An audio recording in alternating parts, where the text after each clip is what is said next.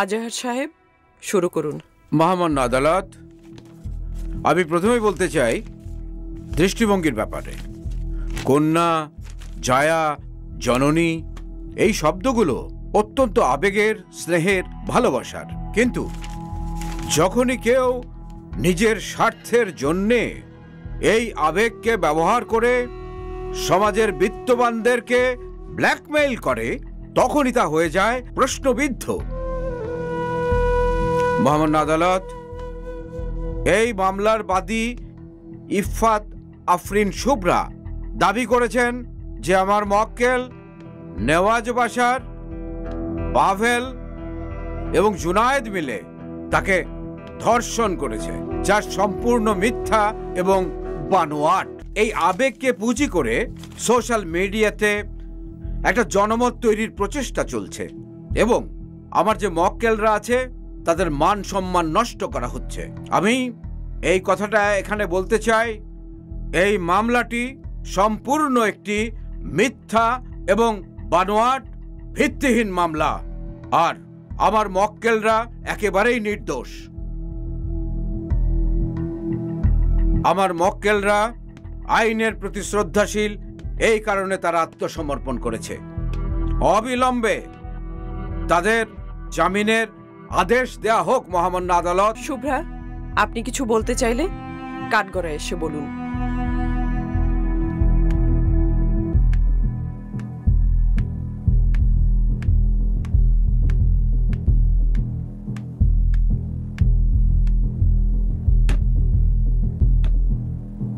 যাহা বলিব সত্য বলিব, সত্য বই মিথ্যা বলিব না। মহামান্য আদালত, আমি কোনো মিথ্যা বলিনি। আমার সাথে অন্যায় হয়েছে। আপনার কাছে এর কোনো প্রমাণ আছে? বলুন, কথা বলেন। কোনো প্রমাণ আছে আপনার কাছে? নেই। মহামান্য আদালত, ওনার এই নীরবতাই প্রমাণ করে যে এই মামলাটি একটি ভিত্তিহীন মামলা। That's all your honour. কোর্টে ঢুকে চুপচাপ তো আমিও থাকি আজহার সাহেব। তার মানে কি আমার কোনো ভিত্তি নেই? এই আদালত আসামি পক্ষের 2 মাসের জামিন মঞ্জুর করে আগামী 11 তারিখ এই মামলা উত্থাপনের দিন ধার্য করছে। মিস শুভ্রা, আগামী ডেটে কিন্তু অবশ্যই আপনার উকিলকে হাজির থাকতে বলবেন। কোর্ট আজকের মতো মুলতবি ঘোষণা করা হলো।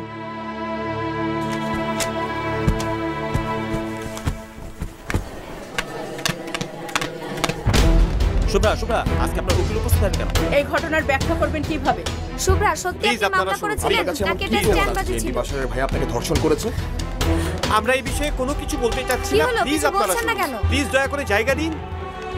প্লিজ সরেন। আপনি কি হয়রানি করতে চেয়েছিলেন বিবাদী পক্ষকে? শুভ্রা, চলো। নাকি টাকা হাতে? আরে এই বিষয়ে এখন কোনো কথা বলতে চাচ্ছি না, আপনারা প্লিজ সরেন। নেওয়াজ বাশার ও তার বন্ধুদের 2 মাসের জামিন মঞ্জুর করেছেন আদালত। সবার মনে একটাই প্রশ্ন, সত্যি কি ধর্ষণের শিকার হয়েছে শুভ্রা, নাকি নারী ও শিশু নির্যাতন আইনের সুবিধা নিয়ে বাশার পরিবারকে ব্ল্যাকমেইল করছেন শুভ্রা? মা মা মা মা শান্ত হও মা। মা কিচ্ছু হবে না মা। শান্ত হও, এখানে বসো। এখানে বসো।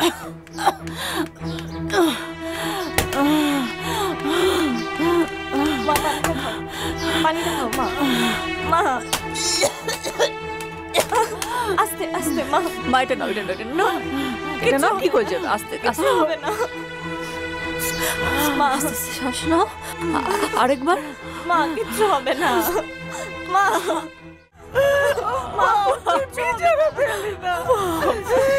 কিছু টাকা ছিল জমানো তার বিয়ের জন্য, সেটাও শেষ হয়ে গেল। কি হবে এখন? এখন আমাদের কি হবে? এই লোকেরা, ওই লোকেরাই আমাদের চরিত্রহীন বলবে। আমি দোষী, তার মা হয়ে বেঁচে থাকতে পারতাম, কিন্তু চরিত্রহীনের মা হয়ে বেঁচে থাকতে চাই না, চাই না।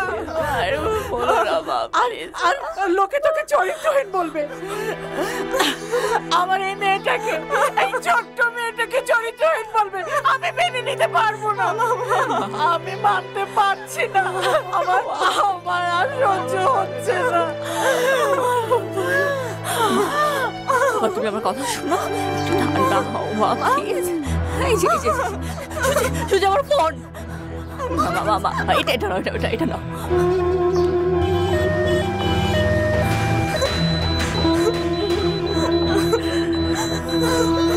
মা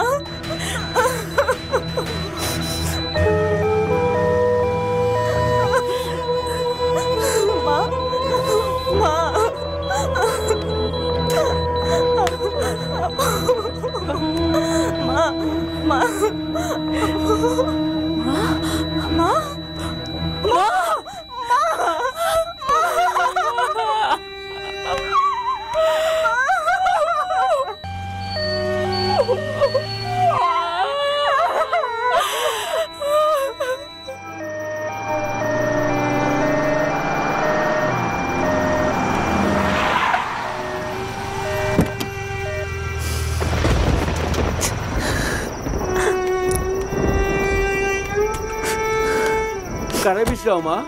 এখানে কি নবাব সাহেব থাকেন? হো আছে তো। কেলা? আমার একটা কেস আছে, আমার ওনাকে খুব দরকার, একটু ডেকে দিবেন ওনাকে। ঝড় বৃষ্টি আইতেছে, ঘরে হবো। না আমি ঠিক আছে, আপনি ওনাকে একটু ডেকে দিবেন প্লিজ। আচ্ছা ঠিক আছে, খাও, আমি ডেকে আনতাছি।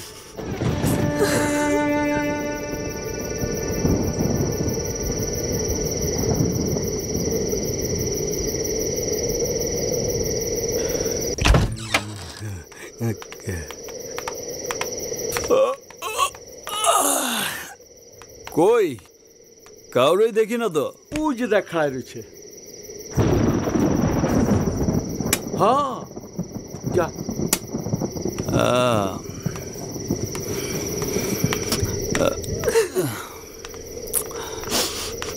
তুমি আমার কাছে আসছো? আমি তো বড় কাউকে আশা করেছিলাম। তা কি কেস? একটা মার্ডার কেস নিয়ে এসেছি, আপনি মার্ডার কেস নেন? কি বলেন ম্যাডাম, আমার বসের মানে স্যারের মিনিমাম কেসই তো মার্ডার। অসহায় একটা দরিদ্র পরিবারের কাছ থেকে তাদের সবকিছু কেড়ে নিয়ে তাদের মৃত্যুর মুখে ঠেলে দেওয়া কি মার্ডার না? অবশ্যই হয়। আহা, শুধু চুরি মেরে দিলে আর গুলি করে দিলেই তো মার্ডার হয় না। মৃত্যুর জন্য কাউকে ইনফ্লুয়েন্স করলেও মার্ডার, আর মৃত্যুর জন্য এনভায়রনমেন্ট ক্রিয়েট করলেও সেটা মার্ডার। Right, absolutely right. আচ্ছা আসেন, লাশটা দেখবেন। চলো। লাশ সাথে করে নিয়ে ঘুরে নাকি? এইরকম সিরিয়াস?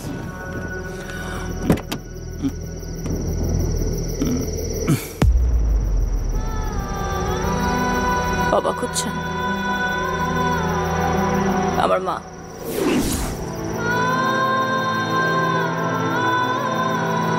তার কেস নিয়ে আসছি,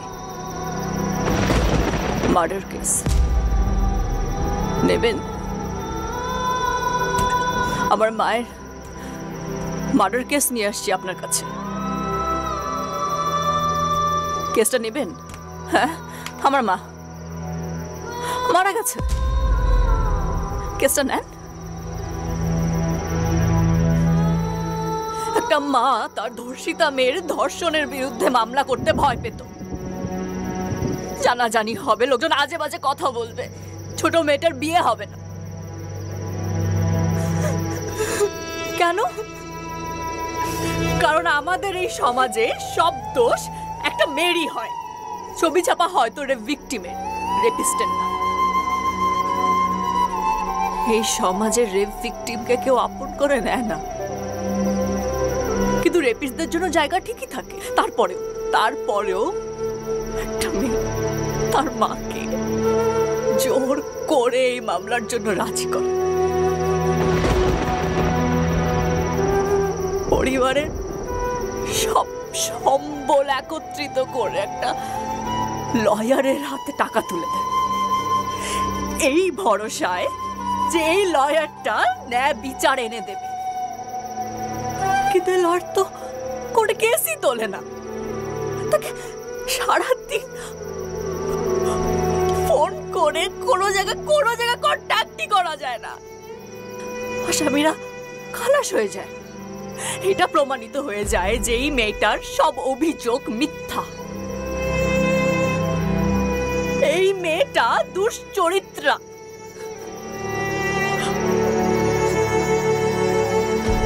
মা পারে না সহ্য করতে। মা মরে যায়। এই মৃত্যুর জন্য দায়ী কে? এই মেয়েটা, ওই রেপিস্ট লোকগুলো, এই সমাজ, নাকি আপনি? কোথায় যাচ্ছেন আপনি? জবাব দেন। কে দায়ী? কে দায়ী? আমার বাবার মৃত্যুর জন্য কে দায়ী? নেন মামলাটা নেবেন না? হ্যাঁ, অনেক টাকা দেব, আপনি যত চান সব দেব। আপনি পারবেন না। এই মামলা নেওয়ার ক্ষমতা আপনার নাই। নাই মামলা নেওয়ার ক্ষমতা আছে, না মানুষের কষ্ট বোঝার ক্ষমতা আছে।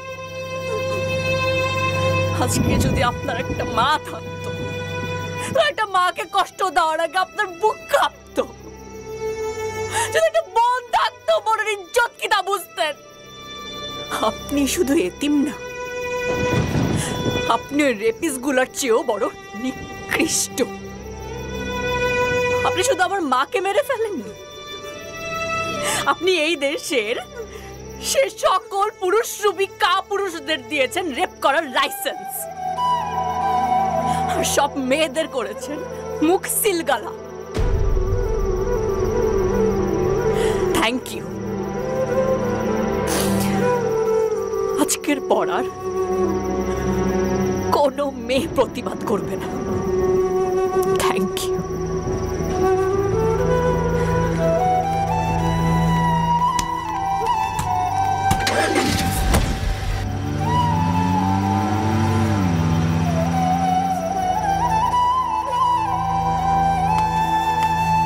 ইত্রামু ফাজলামু করছো, ভাড়া দিচ্ছ না, মাইনা লইছি। তোমার মতো পাপির জায়গায় নাই আমার হেনে। তুমি আমার বাড়ি ছাড়িয়ে দিবা, বাকি টাকা দেওয়ান লাগবো না। এইরকম একটা পাপির চেহারা দেখবার চাই না। যত সব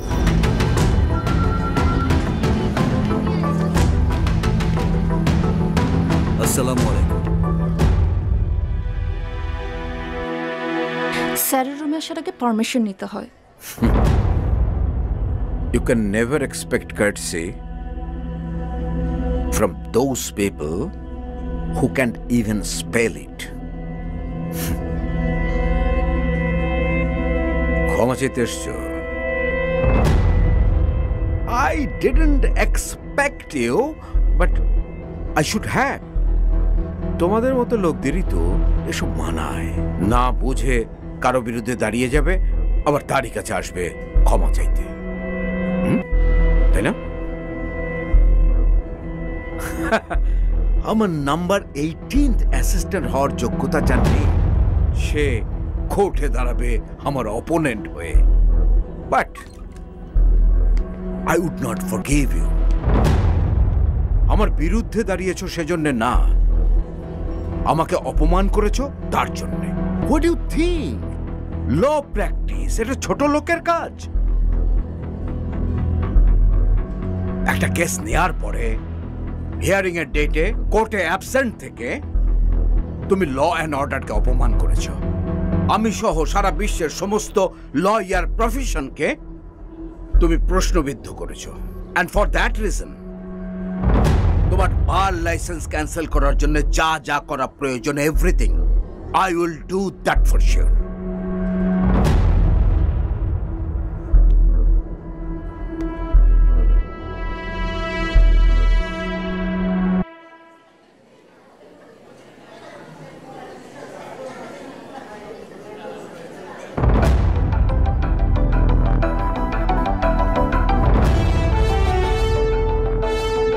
সারা জীবন আপনাকে আইডল মেনেছি, তাই প্রথমবারের মতো একটা কেস নিয়ে কোর্টে দাঁড়ানোর আগে আপনার দোয়া নিয়ে গেলাম। আপনি ঠিকই বলেছেন স্যার, ছোট লোকের কাজ না কেস লড়া।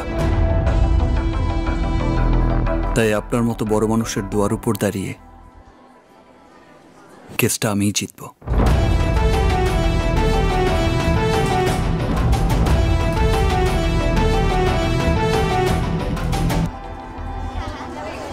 মনে করেছো ও ভালো মানুষ হয়ে গেছে? এটাও হয়তো ওর নতুন কোনো ধান্দা। ভালো মানুষ হয়ে গেছে।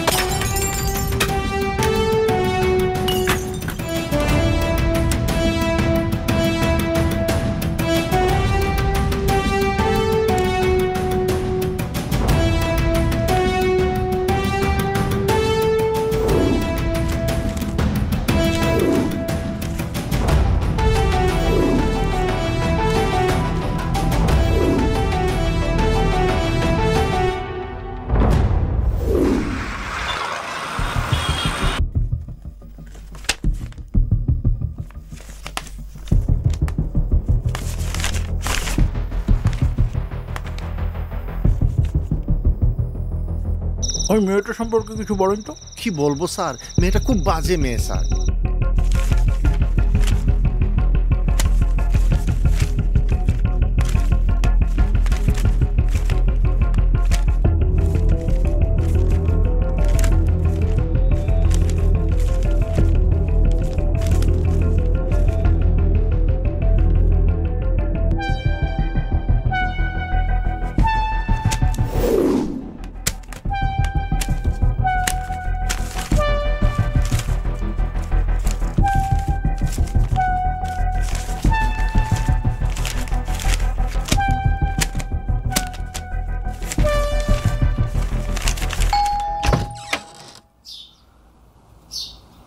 আপনি?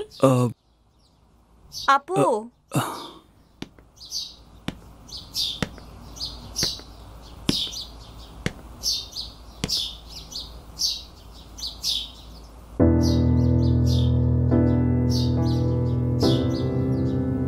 মামলার বাকি 5 লাখ টাকা নিতে আসছেন?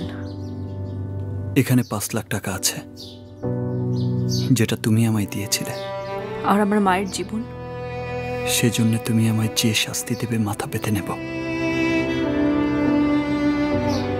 তোমার মায়ের জীবন আমি ফিরিয়ে দিতে পারবো না।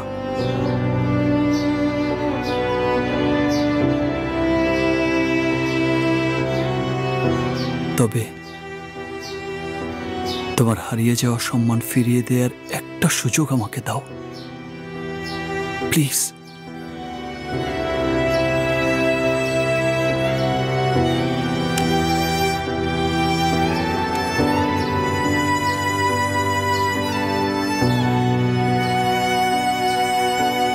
একটা সুযোগ আমাকে দাও।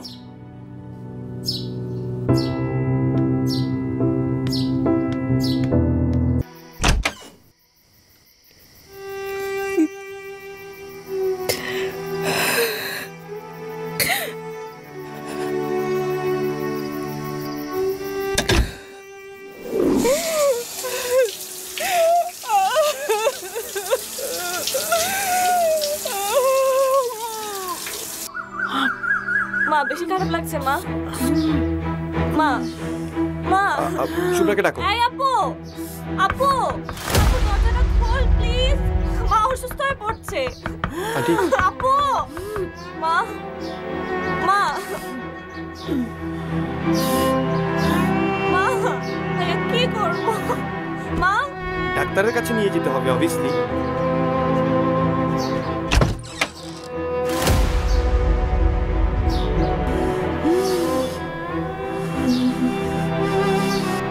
মাগো মা, ও মাগো, আমাদের কথা একটু ভাব,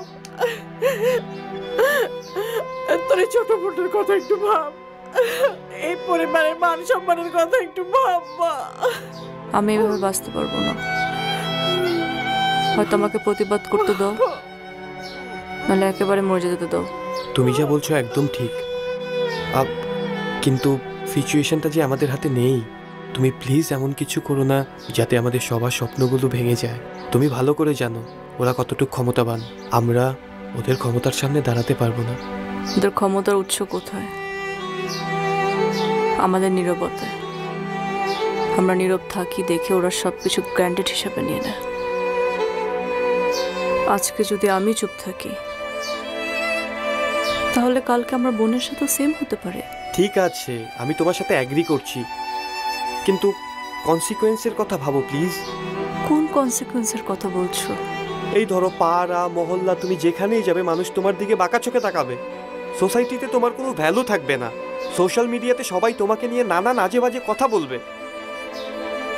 আর মোরওভার হয়তো মা আমাদের বিয়েটা ভেঙে দিতে পারে। তাহলে তুমি বলতে চাচ্ছ সোসাইটি সোশ্যাল মিডিয়ার কারণে আমি অন্যায় মেনে নেব? সেটা একটা অন্যায় হবে না? যা হয়েছে আমার সাথে তা তো আমাদের বিয়ের পরেও হতে পারত। তখন কি তোমার বাবা মা তোমার আমার ডিভোর্স করে দিত? তুমি যেভাবে আমার পাশে আছো এই সমাজে কোনো ছেলে থাকতো না। আমি তোমাকে সেটার জন্য অনেক রেসপেক্ট করি, আর এই রেসপেক্টটা নষ্ট হোক আমি সেটা চাই না।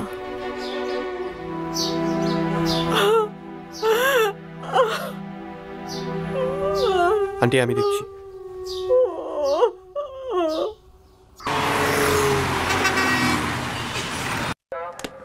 তোমাকে আমি বললাম লাউ শাক দিয়ে চিংড়ি মাছ রান্না করতে, করনি কেন?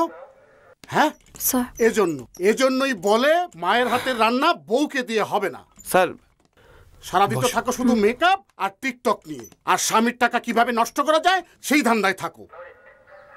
এই শোনো, গতকাল কিন্তু তোমাকে 50,000 টাকা দিয়েছি স্যার। এই মাসে আর কোনো টাকা দিতে পারবো না। কি টাকা দিতে না পারলে বাড়ি চলে যাবে? বাপের বাড়ি? Good, very good. স্যার আমরা একটা মামলা করতে আসছি, আপনি কি আমার কথা শুনবেন? ঠিক আছে ঠিক আছে, আমি রাখছি। বুঝতেই পারছেন ফ্যামিলি ব্যাপার। তা কি মামলা করবেন? Gang rape. Gang rape? Victim কে? আমি। হ্যাঁ আপনি? আপনি তো সুস্থ।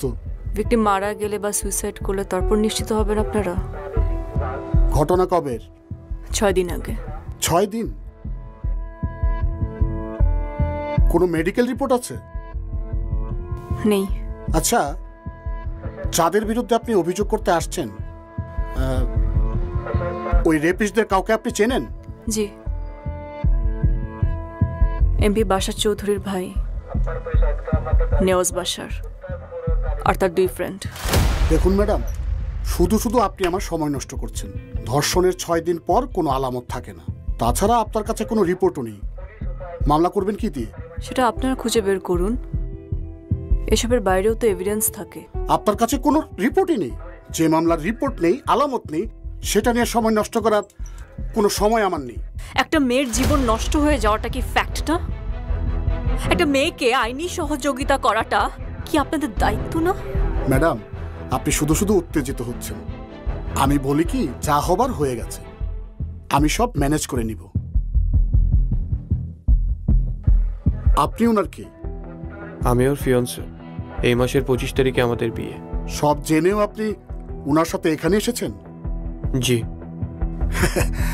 আপনাকে সেলুট ভাই, আপনি হচ্ছেন পুরুষ জাতির আদর্শ। শুনেন, ম্যাডামকে বোঝান। আপনার যদি কোনো অসুবিধা না থাকে সংসার করুন, সুখী হন। আমি না হয় বাশার সাহেবকে বলে কিছু টাকার ব্যবস্থা করে দেব। আপনি আমার এই মামলাটা নেবেন কি নেবেন না? ঠিক আছে, আমরা হচ্ছি জনতার সেবক, আপনারা বললে মামলা তো নিতেই হবে। আমি আপনার ভালোর জন্য বললাম আর কি। আমি আমার ভালো বুঝে এখানে এসেছি। যা যা জিজ্ঞেস করব তার সঠিক উত্তর দিবেন। এবার নাম বলেন। ইফাত আরফিন শুভ্রা। বাবার নাম? মরহুম ওমর সিদ্দিক। মাতা? আয়েশা ওমর সিদ্দিক। ঘটনা কবে ঘটছিল? 2 মার্চ। সময়? রাত 12:10। কতজন ছিল? 3 জন। 3 জন? আগে থেকে চিনতেন? একজনকে, আমার বস নেওয়াজ বাশার। বিয়ে হয়েছে? না।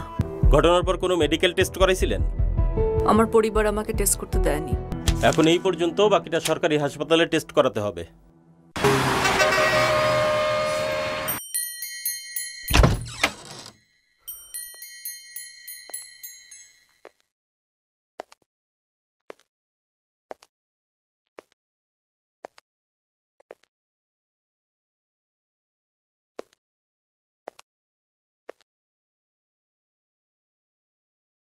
আপনি?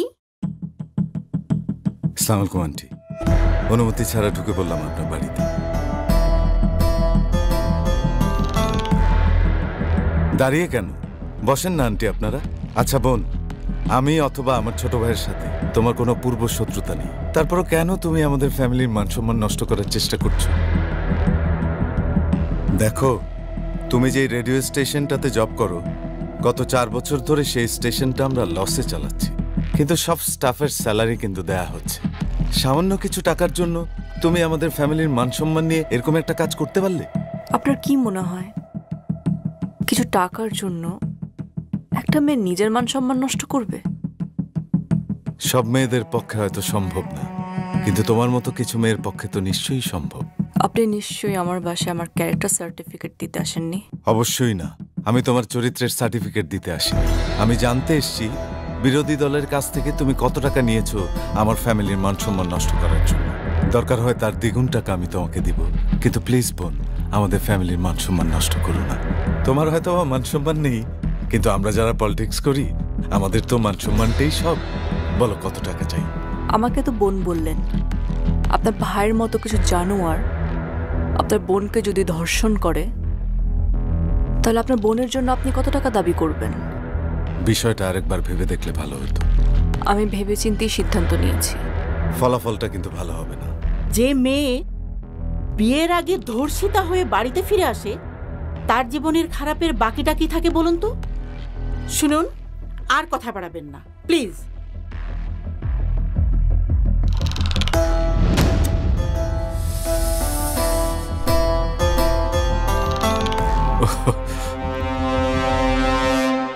Sorry aunty. শুভ্রা, তোমার মনটা কিন্তু বেশ কিউট। চাকরির দরকার হলে আমাকে বলো, আমি হেল্প করব। আসি আন্টি।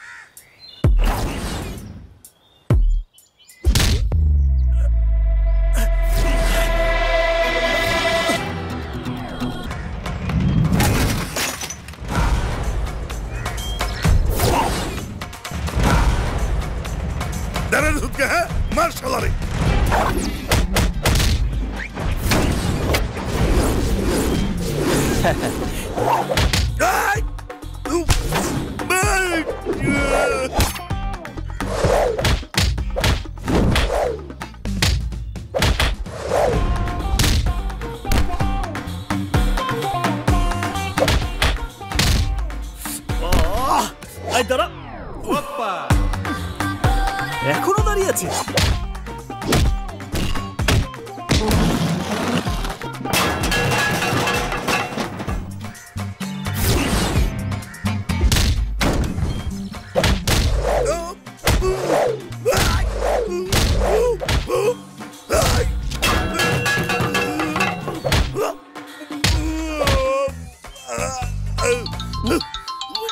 মিনিট, ক্লায়েন্টের ফোন। Hello mister Trump, how are you? No tension, corona ছড়ানোর দায়ে চীনের বিরুদ্ধে এমন কেস ঠুকে দেব 100 বছরও আপনাকে পে করে যাবে, বাট লোড শোধ হবে না। হ্যাঁ, আমাকে 10% দিলেই চলবে।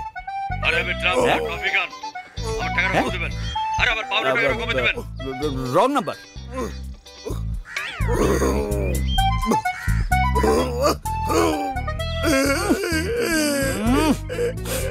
কাপড় চোপড় সব নষ্ট করে দিয়েছে।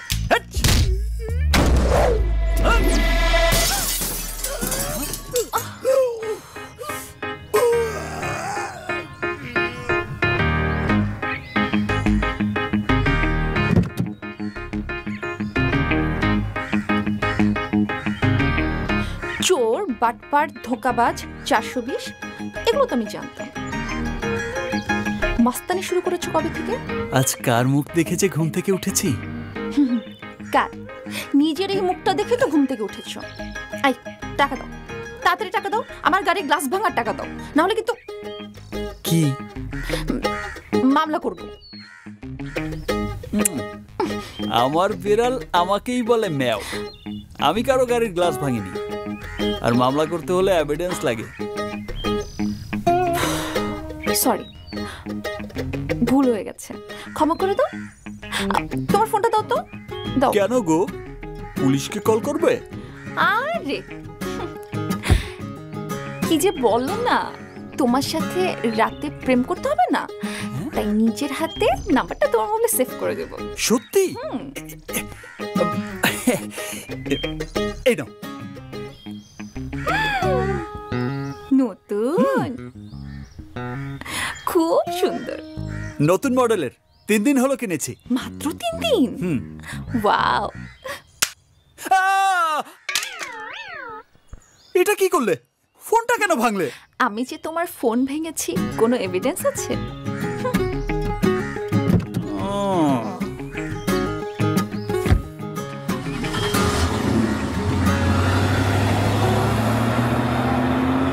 শ্বশুরের মেয়ে, তোমাকে আমি এমন কেসে ফাঁসাবো সারা জীবন আমার চুলাই ঠেলতে হবে। আমার স্যারের সাথে খুব জরুরি কথা ছিল। আচ্ছা, এক কাজ করুন, আমি তো চাকরি করি, আপনাদের ফাইল এবং ঠিকানাগুলো আমাকে দিয়ে যান। এক্সকিউজ মি, সরি, আপনি আর জি শুভ্রা না? জি। আরে আমি আপনার প্রোগ্রাম খুব শুনি, খুব ফ্যান আমি। তো হঠাৎ করে প্রোগ্রাম করা বন্ধ করে দিলেন কেন? কোনো সমস্যা? আমি আজার স্যারের সাথে দেখা করতে চাই। বাবা, সরি, বাবা তো ওই জন্য। আচ্ছা, স্যারের সাথে দেখা করবেন কেন হঠাৎ? কোনো সমস্যা? আমি ওনাকেই বলবো। ইটস টোটালি ওকে, আমি স্যারের পারমিশন নিয়ে আপনাকে ডাকছি। ওয়েট। Thank you. রাত তখন 11টা-12টা বাজে। শো শেষ করে ব্যাক করছিলাম, বাসার দিকে যাচ্ছিলাম।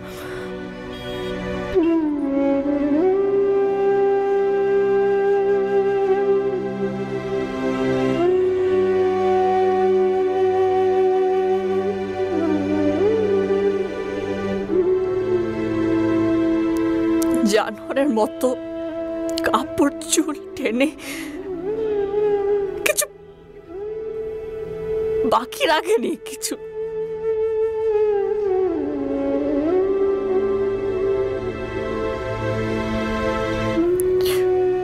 শ্বাস নিচ্ছি কিন্তু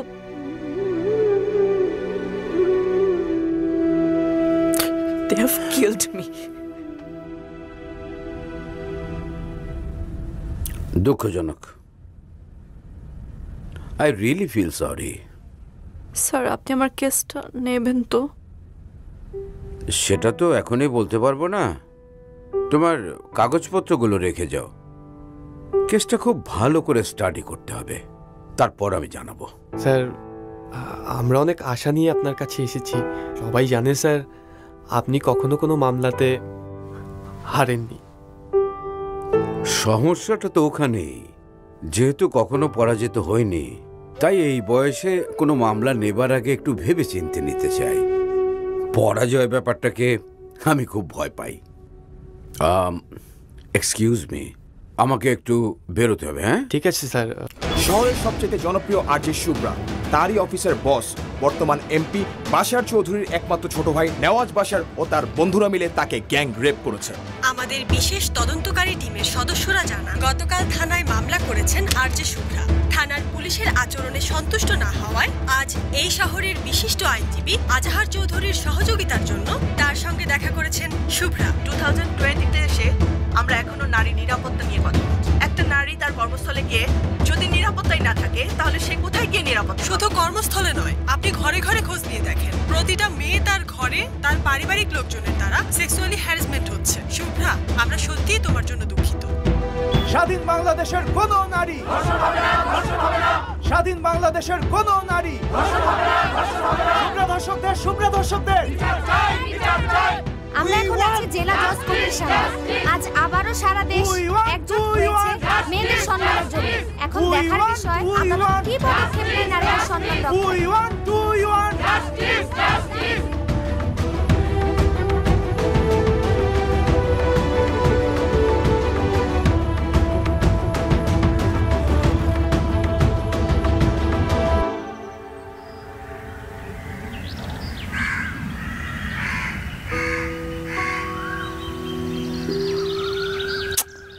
বাবা, তুমি এত নড়লে আমি ছবিটা আঁকবো কিভাবে? বারবার বলছে নড়বা না, চুপ করে দাঁড়া থাকো।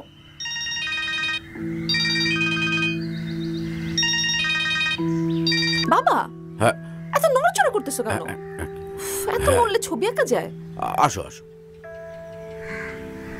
মারে, তুমি সোজা হয়ে দাঁড়াও তো। মূর্তির মতো কতক্ষণ দাঁড়িয়ে থাকবো? আমি যতক্ষণ না ছবি আঁকা শেষ করব ততক্ষণ দাঁড়িয়ে থাকবা, ঠিক আছে? আর একটু। আচ্ছা আচ্ছা।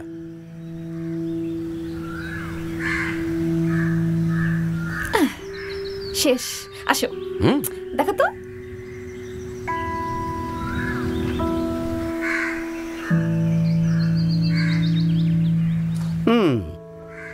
পারফেক্ট। বুঝতে হবে। দেখো তো তোমার চুলগুলো একদম তোমার মতো। চুলগুলো একটু বেশি পরিপাটি হয়ে গেছে। তোমার চুলও তো এরকম। আচ্ছা বাবা শোনো না, শুভ্রার মামলাটা না এখন সমাজের জন্য একটা বিরাট চ্যালেঞ্জ হয়ে গেছে। চারদিকে এই মামলাটা নিয়ে অনেক কথাবার্তা হচ্ছে। বাবা প্লিজ তুমি মামলাটা নাও না, নাও না বাবা। এই করিম। জি স্যার। দেখো তো কে এলো। ওকে স্যার, যাচ্ছি স্যার, যাচ্ছি। তুমি ভেতরে যাও, এটা নিয়ে আমরা পরে কথা বলবো। বাবা পরে কথা বলবো। সব সময় খালি পরে পরে করে।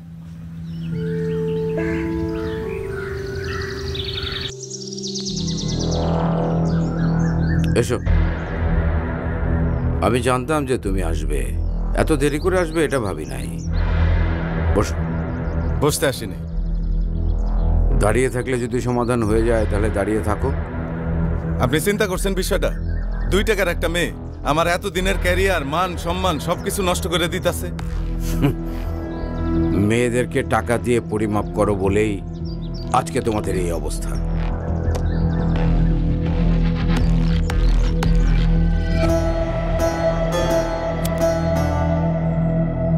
আপনি কার উকিল? আমার নয় মেয়েটার। টাকার। কেসটা খুবই জটিল, তারপর মেয়েটা মিডিয়া রিলেটেড। তোমার ভাই অতি সহজে পার পাবে না।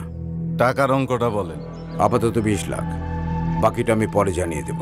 তবে শর্ত আছে, আমার কথার বাইরে কোনো কাজ করা যাবে না। যেমন মেয়েটাকে ভয় ভীতি দেখানো কিংবা মিডিয়ার সাথে কথা বলা, কোনো কিছুই করা যাবে না। সময় মতো কি করতে হবে আমি বলে দেব। আর কিছু না। এবার বাড়িতে গিয়ে ঘুমো, বাকি কাজ আমার। টাটা।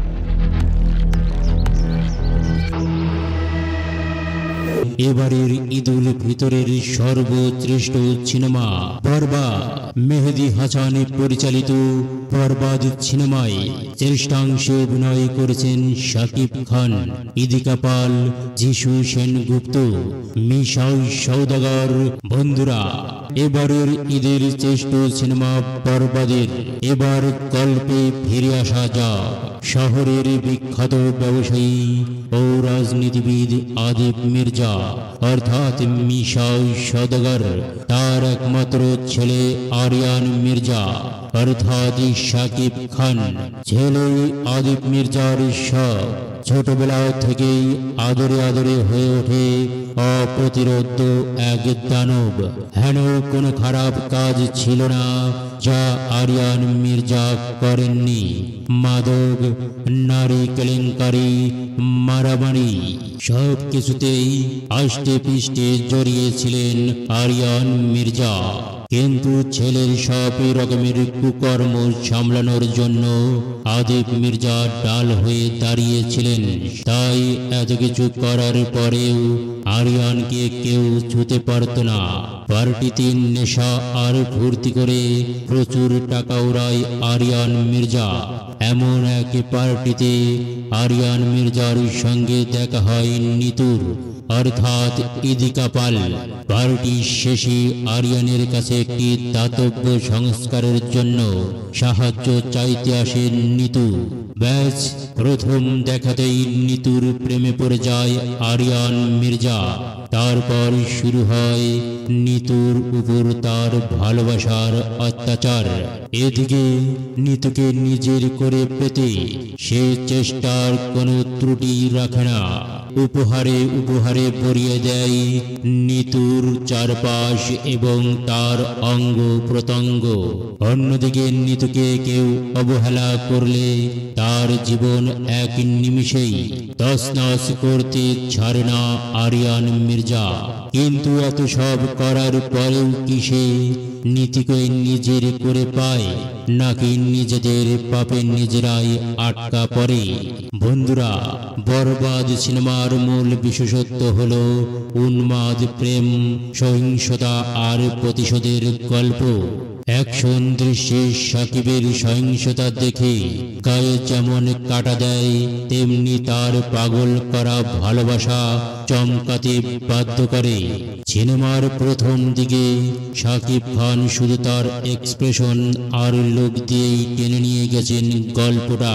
আর গল্পের পট পরিবর্তনের সঙ্গে সঙ্গে পর্দায় হয়ে উঠেছেন আরো বেপরোয়া এবং এক দানব খ্যাপাটে। এই বরবাদ সিনেমায় প্রতিটি দৃশ্য দেখে দর্শক যেন চমকে যায়, টান টান উত্তেজনায় কাঁপতে থাকে। প্রিয় তারকাকে দেখে সিটি দেয়। বরবাদের এর সব বন্দোবস্তই রেখেছেন নির্মাতা, দম ফেলার ফুরসত নেই। একটার পর একটা দৃশ্য আসে আর উড়িয়ে নিয়ে যায়। সব মিলিয়ে বিরতির পর আগ পর্যন্ত গল্প বেশ জমজমাট।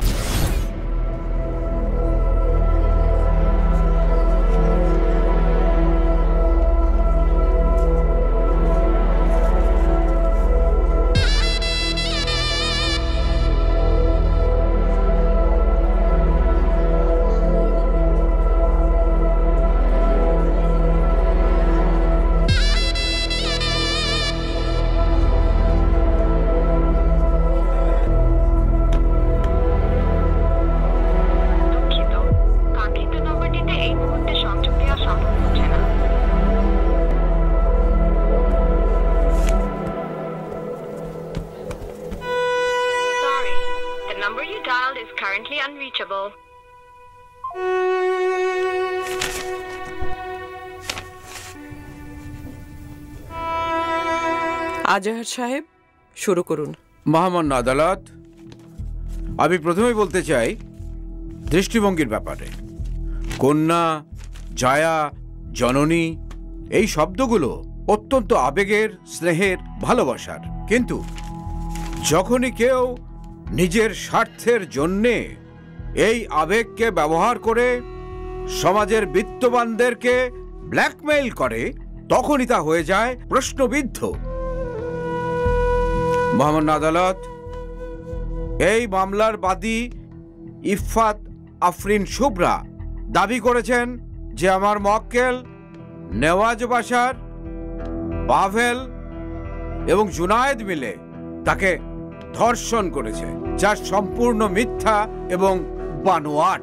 এই আবেগকে পুঁজি করে সোশ্যাল মিডিয়াতে একটা জনমত তৈরির প্রচেষ্টা চলছে এবং আমার যে মক্কেলরা আছে তাদের মান সম্মান নষ্ট করা হচ্ছে।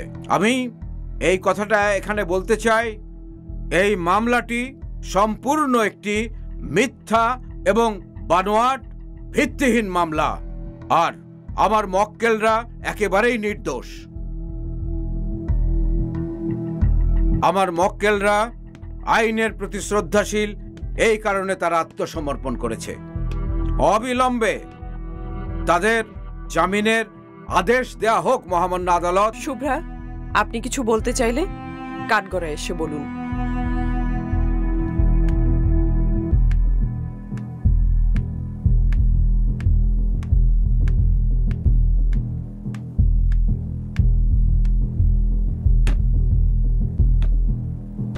যাহা বলিব সত্য বলিব, সত্য বই মিথ্যা বলিব না।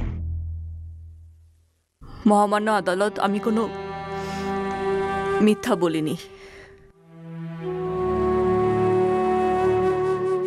আমার সাথে অন্যায় হয়েছে। আপনার কাছে এর কোনো প্রমাণ আছে? বলুন, কথা বলেন। কোনো প্রমাণ আছে আপনার কাছে? নেই। মহামান্য আদালত ওনার এই নীরবতায় প্রমাণ করে যে এই মামলাটি একটি ভিত্তিহীন মামলা। That's all your honour. কোর্টে ঢুকে চুপচাপ তো আমিও থাকি আজহার সাহেব। তার মানে কি আমার কোনো ভিত্তি নেই? এই আদালত আসামি পক্ষের 2 মাসের জামিন মঞ্জুর করে আগামী 11 তারিখ এই মামলা উত্থাপনের দিন ধার্য করছে। মিস শুভ্রা, আগামী ডেটে কিন্তু অবশ্যই আপনার উকিলকে হাজির থাকতে বলবেন। কোর্ট আজকের মতো মুলতবি ঘোষণা করা হলো।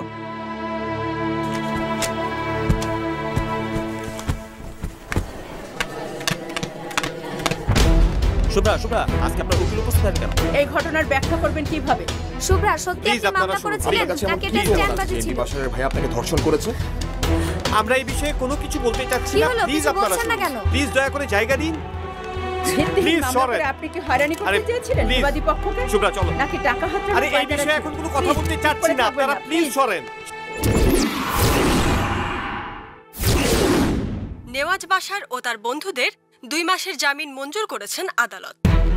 সবার মনে একটাই প্রশ্ন, সত্যি কি ধর্ষণের শিকার হয়েছে শুভ্রা, নাকি নারী ও শিশু নির্যাতন আইনের সুবিধা নিয়ে বাশার পরিবারকে ব্ল্যাকমেইল করছেন শুভ্রা?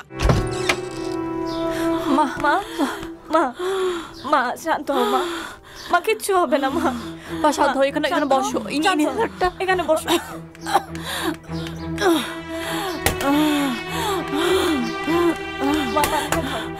পানি খাও মা। মা আস্তে আস্তে মা। মা এটা নাও, এটা নাও, এটা নাও, ঠিক হয়ে যাবে। আস্তে আস্তে হবে না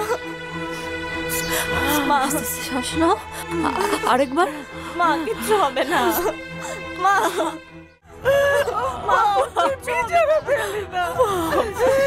কিছু টাকা ছিল জমানো তার বিয়ের জন্য, সেটাও শেষ হয়ে গেল। কি হবে এখন? এখন আমাদের কি হবে? এই লোকেরা, ওই লোকেরাই আমাদের চরিত্রহীন বলবে। আমি ধর্ষিতার মা হয়ে বেঁচে থাকতে পারতাম, কিন্তু চরিত্রহীনের মা হয়ে বেঁচে থাকতে চাই না, চাই না। আর লোকে তোকে চরিত্রহীন বলবে। আমার এই মেয়েটাকে, এই ছোট্ট মেয়েটাকে চরিত্রহীন বলবে, আমি মেনে নিতে পারবো না। আমি মানতে পারছি না। আমার আর সহ্য হচ্ছে না। তুমি আমার কথা শোনো, ঠান্ডা হও প্লিজ। এই যে সুজি, আমার ফোন। মা এটা নাও, এটা নাও।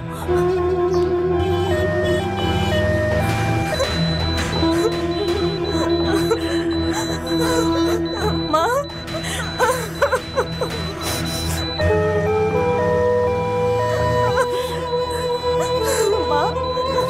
মা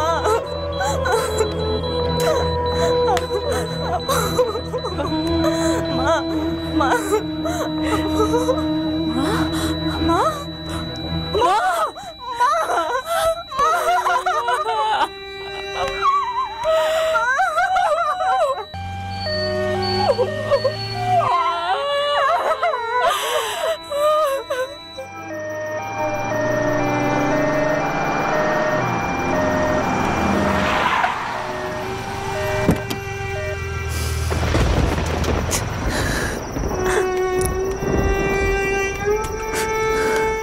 দাঁড়ে বিশ্রাও মা। এখানে কি নবাব সাহেব থাকেন? হো আছে তো। কেলা? আমার একটা কেস আছে, আমার ওনাকে খুব দরকার, একটু ডেকে দিবেন ওনাকে। ঝড় বৃষ্টি আইতেছে, ঘরে হবো। না না আমি ঠিক আছে, আপনি ওনাকে একটু ডেকে দিবেন প্লিজ। আচ্ছা আচ্ছা ঠিক আছে, খাও, আমি ডেকে আনতাছি।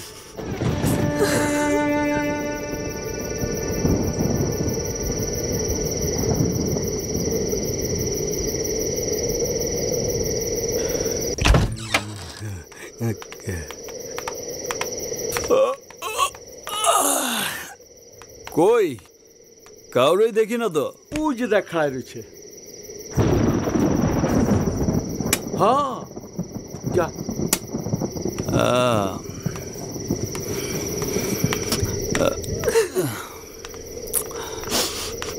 তুমি আমার কাছে আসছো? আমি তো বড় কাউকে আশা করেছিলাম। তা কি কেস? একটা মার্ডার কেস নিয়ে এসেছি, আপনি মার্ডার কেস নেন?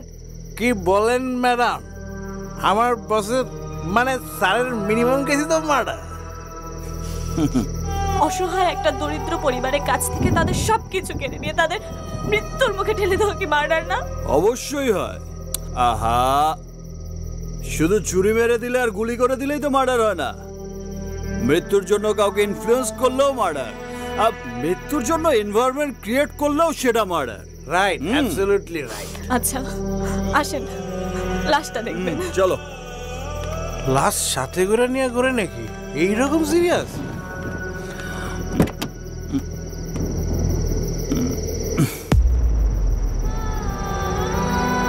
অবাক হচ্ছেন? আমার মা।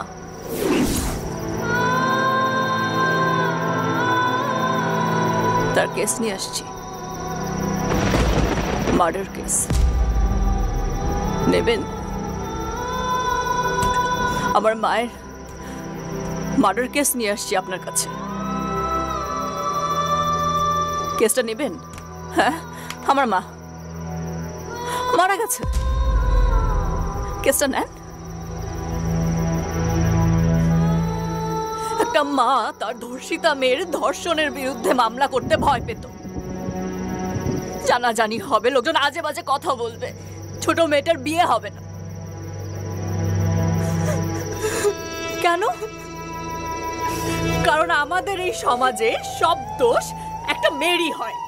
ছবি ছাপা হয় তো ভিকটিমের, রেপিস্টের না। এই সমাজের রেপ ভিকটিমকে কেউ আপন করে নেয় না, কিন্তু রেপিস্টদের জন্য জায়গা ঠিকই থাকে।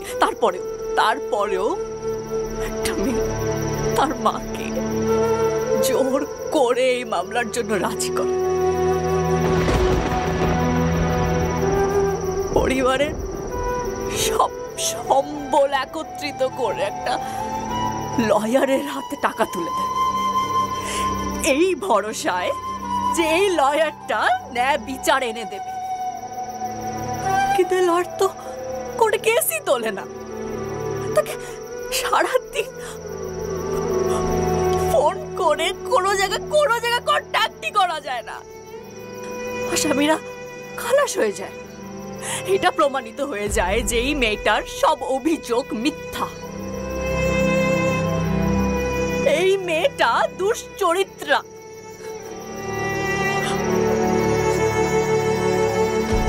মা পারে না সহ্য করতে। মা মরে যায়। এই মৃত্যুর জন্য দায়ী কে? এই মেয়েটা, ওই রেপিস্ট লোকগুলো, এই সমাজ, নাকি আপনি? কোথায় যাচ্ছেন আপনি? জবাব দেন। কে দায়ী? কে দায়ী? আমার মার মৃত্যুর জন্য কে দায়ী? নেন মামলাটা। মামলাটা নেবেন না? হ্যাঁ, অনেক টাকা দেব, আপনি যত চান সব দেব। আপনি পারবেন না। এই মামলা নেওয়ার ক্ষমতা আপনার নাই। না এই মামলা নেওয়ার ক্ষমতা আছে, না মানুষের কষ্ট বোঝার ক্ষমতা আছে। আজকে যদি আপনার একটা মা থাকতো, একটা মাকে কষ্ট দেওয়ার আগে আপনার বুক কাঁপতো। যদি একটা বোন থাকতো, বোনের ইজ্জত কি তা বুঝতেন। আপনি শুধু এতিম না, আপনি রেপিস গুলার চেয়েও বড় নিকৃষ্ট। আপনি শুধু আমার মাকে মেরে ফেলেননি, আপনি এই দেশের সে সকল পুরুষরূপী কাপুরুষদের দিয়েছেন রেপ করার লাইসেন্স, আর সব মেয়েদের করেছেন মুখ সিলগালা। Thank you. আজকের পর আর কোনো মেয়ে প্রতিবাদ করবে না। Thank you.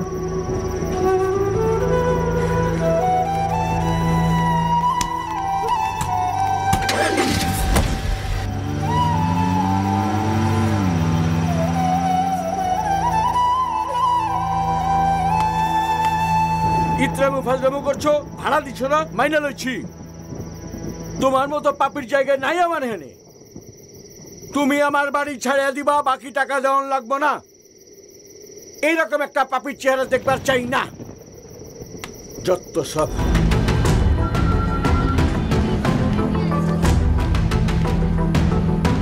আসসালামু আলাইকুম। স্যারের রুমে আসার আগে পারমিশন নিতে হয়। You can never expect courtesy from those people who can't even spell it. ক্ষমা চাইতে এসছো? I didn't expect you, but I should have. তোমাদের মতো লোকদেরই তো এসব মানায় না, বুঝে কারো বিরুদ্ধে দাঁড়িয়ে যাবে, আবার তারই কাছে আসবে ক্ষমা চাইতে, তাই না? আমার নাম্বার 18th অ্যাসিস্ট্যান্ট হওয়ার যোগ্যতা জানলে সে কোর্টে দাঁড়াবে আমার অপোনেন্ট হয়ে, but I would not forgive you. আমার বিরুদ্ধে দাঁড়িয়েছো সেজন্য না, আমাকে অপমান করেছো তার জন্যে। What do you think law practice এটা ছোট লোকের কাজ? একটা কেস নেয়ার পরে হিয়ারিং এর ডেটে কোর্টে অ্যাবসেন্ট থেকে তুমি ল অ্যান্ড অর্ডারকে অপমান করেছো। আমি সহ সারা বিশ্বের সমস্ত লয়ার প্রফেশনকে তুমি প্রশ্নবিদ্ধ করেছো, অ্যান্ড ফর দ্যাট রিজন তোমার বার লাইসেন্স ক্যান্সেল করার জন্য যা যা করা প্রয়োজন, everything I will do that for sure.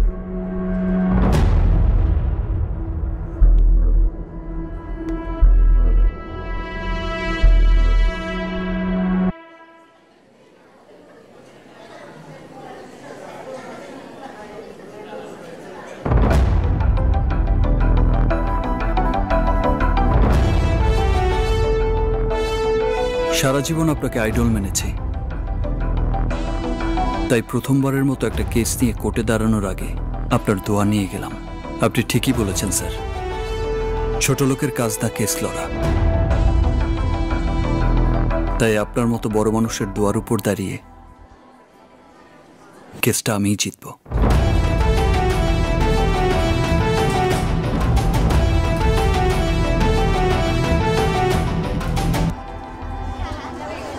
মনে করেছো ও ভালো মানুষ হয়ে গেছে?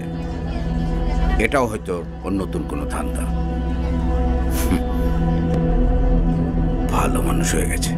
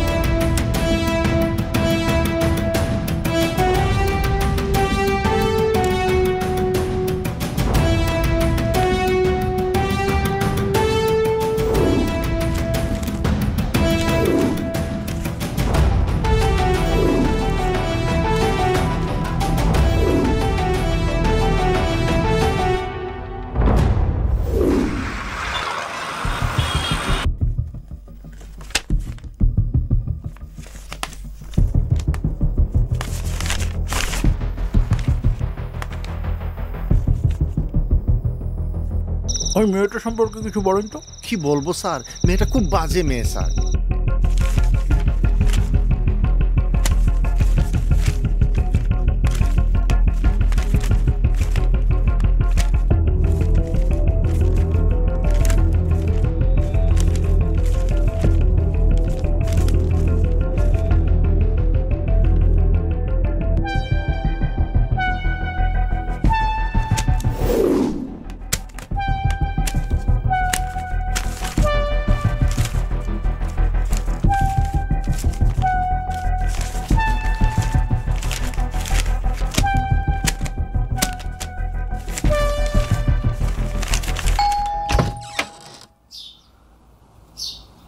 আপনি আপু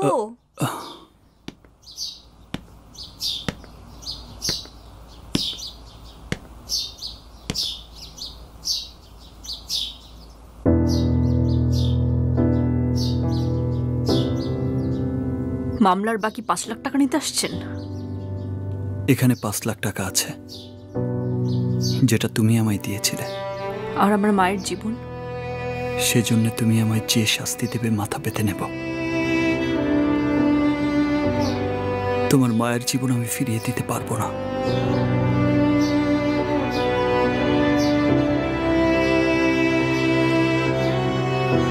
তবে তোমার হারিয়ে যাওয়া সম্মান ফিরিয়ে দেওয়ার একটা সুযোগ আমাকে দাও প্লিজ।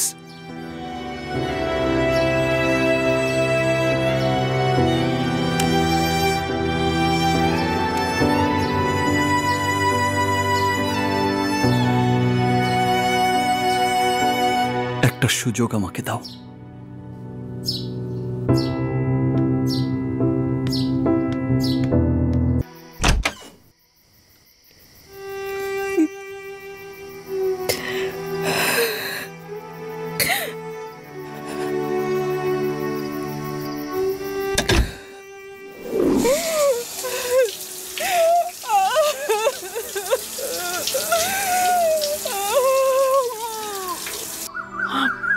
মা বেশি খারাপ লাগছে মা।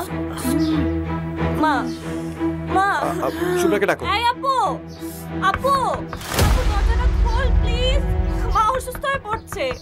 আন্টি আপু মা মা মা কি করব মা? ডাক্তারের কাছে নিয়ে যেতে হবে অবভিয়াসলি।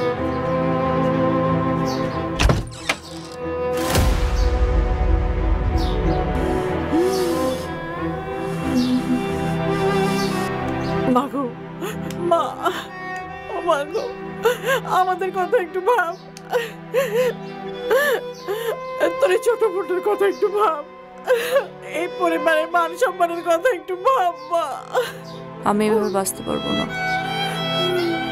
হয়তো আমাকে প্রতিবাদ করতে দাও, নাহলে একেবারে মরে যেতে দাও। তুমি যা বলছো একদম ঠিক, কিন্তু সিচুয়েশনটা যে আমাদের হাতে নেই। তুমি প্লিজ এমন কিছু করো না যাতে আমাদের সবার স্বপ্নগুলো ভেঙে যায়। তুমি ভালো করে জানো ওরা কতটুকু ক্ষমতাবান, আমরা ওদের ক্ষমতার সামনে দাঁড়াতে পারবো না। ওদের ক্ষমতার উৎস কোথায়? আমাদের নীরবতায়। আমরা নীরব থাকি দেখে ওরা সবকিছু গ্র্যান্টেড হিসাবে নিয়ে নেয়। আজকে যদি আমি চুপ থাকি তাহলে কালকে আমার বোনের সাথে সেম হতে পারে। ঠিক আছে, আমি তোমার সাথে অ্যাগ্রি করছি, কিন্তু কনসিকোয়েন্সের কথা ভাবো প্লিজ। কোন কনসিকোয়েন্সের কথা বলছো? এই ধরো পাড়া মহল্লা, তুমি যেখানেই যাবে মানুষ তোমার দিকে বাঁকা চোখে তাকাবে। সোসাইটিতে তোমার কোনো ভ্যালু থাকবে না। সোশ্যাল মিডিয়াতে সবাই তোমাকে নিয়ে নানান আজে বাজে কথা বলবে। আর মোরওভার হয়তো মা আমাদের বিয়েটা ভেঙে দিতে পারে। তাহলে তুমি বলতে চাচ্ছ সোসাইটি সোশ্যাল মিডিয়ার কারণে আমি অন্যায় মেনে নেব? সেটা একটা অন্যায় হবে না? যা হয়েছে আমার সাথে তা তো আমাদের বিয়ের পরেও হতে পারত। তখন কি তোমার বাবা মা তোমার আমার ডিভোর্স করে দিত? তুমি যেভাবে আমার পাশে আছো এই সমাজে কোনো ছেলে থাকতো না। আমি তোমাকে সেটার জন্য অনেক রেসপেক্ট করি। আর এই রেসপেক্টটা নষ্ট হোক আমি সেটা চাই না।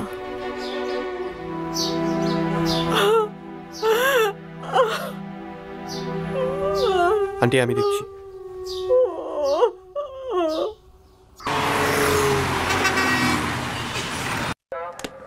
তোমাকে আমি বললাম লাউ শাক দিয়ে চিংড়ি মাছ রান্না করতে, করনি কেন? হ্যাঁ এজন্যই বলে মায়ের হাতের রান্না বউকে দিয়ে হবে না। স্যার সারাদিন তো থাকো শুধু মেকআপ আর টিকটক নিয়ে, আর স্বামীর টাকা কিভাবে নষ্ট করা যায় সেই ধান্দায় থাকো। এই শোনো, গতকাল কিন্তু তোমাকে 50,000 টাকা দিয়েছি স্যার। এই মাসে আর কোনো টাকা দিতে পারবো না। কি টাকা দিতে না পারলে বাড়ি চলে যাবে? বাপের বাড়ি? Good, very good. স্যার আমরা একটা মামলা করতে আসছি, আপনি কি আমার কথা শুনবেন? ঠিক আছে ঠিক আছে, আমি রাখছি। বুঝতেই পারছেন ফ্যামিলি ব্যাপার। তা কি মামলা করবেন? গ্যাংরেপ। গ্যাংরেপ? ভিকটিম কে? আমি। হ্যাঁ আপনি? আপনি তো সুস্থ। ভিকটিম মারা গেলে বা সুইসাইড করলে তারপর নিশ্চিত হবেন আপনারা। ঘটনা কবের? 6 দিন আগে। 6 দিন? কোনো মেডিকেল রিপোর্ট আছে? নেই। আচ্ছা, যাদের বিরুদ্ধে আপনি অভিযোগ করতে আসছেন ওই রেপিস্টদের কাউকে আপনি চেনেন? জি, এমপি বাশার চৌধুরীর ভাই নেওয়াজ বাশার আর তার 2 ফ্রেন্ড। দেখুন ম্যাডাম, শুধু শুধু আপনি আমার সময় নষ্ট করছেন। ধর্ষণের 6 দিন পর কোনো আলামত থাকে না, তাছাড়া আপনার কাছে কোনো রিপোর্টও নেই। মামলা করবেন কি দিয়ে? সেটা আপনারা খুঁজে বের করুন। এসবের বাইরেও তো এভিডেন্স থাকে। আপনার কাছে কোনো রিপোর্টই নেই? যে মামলার রিপোর্ট নেই, আলামত নেই, সেটা নিয়ে সময় নষ্ট করার কোনো সময় আমার নেই। একটা মেয়ের জীবন নষ্ট হয়ে যাওয়াটা কি ফ্যাক্ট না? একটা মেয়েকে আইনি সহযোগিতা করাটা কি আপনাদের দায়িত্ব না? ম্যাডাম, আপনি শুধু শুধু উত্তেজিত হচ্ছেন। আমি বলি কি, যা হবার হয়ে গেছে, আমি সব ম্যানেজ করে নিব। আপনি ওনার কি? আমি ওর ফিয়ন্সে। এই মাসের 25 তারিখে আমাদের বিয়ে। সব জেনেও আপনি ওনার সাথে এখানে এসেছেন? জি। আপনাকে সেলুট ভাই, আপনি হচ্ছেন পুরুষ জাতির আদর্শ। শুনেন, ম্যাডামকে বোঝান। আপনার যদি কোনো অসুবিধা না থাকে সংসার করুন, সুখী হন। আমি না হয় বাশার সাহেবকে বলে কিছু টাকার ব্যবস্থা করে দেব। আপনি আমার এই মামলাটা নেবেন কি নেবেন না? ঠিক আছে, আমরা হচ্ছি জনতার সেবক। আপনারা বললে মামলা তো নিতেই হবে। আমি আপনার ভালোর জন্য বললাম আর কি। আমি আমার ভালো বুঝিয়ে এখানে এসেছি। যা যা জিজ্ঞেস করব তার সঠিক উত্তর দিবেন। এবার নাম বলেন। ইফাত আরফিন শুভ্রা। বাবার নাম? মরহুম ওমর সিদ্দিক। মাতা? আয়েশা ওমর সিদ্দিক। ঘটনা কবে ঘটছিল? 2 মার্চ। সময়? রাত 12:10। কতজন ছিল? 3 জন। 3 জন? আগে থেকে চিনতেন? একজনকে, আমার বস নেওয়াজ বাশার। বিয়ে হয়েছে? না। ঘটনার পর কোনো মেডিকেল টেস্ট করাইছিলেন? আমার পরিবার আমাকে টেস্ট করতে দেয়নি। এখন এই পর্যন্ত, বাকিটা সরকারি হাসপাতালে টেস্ট করাতে হবে।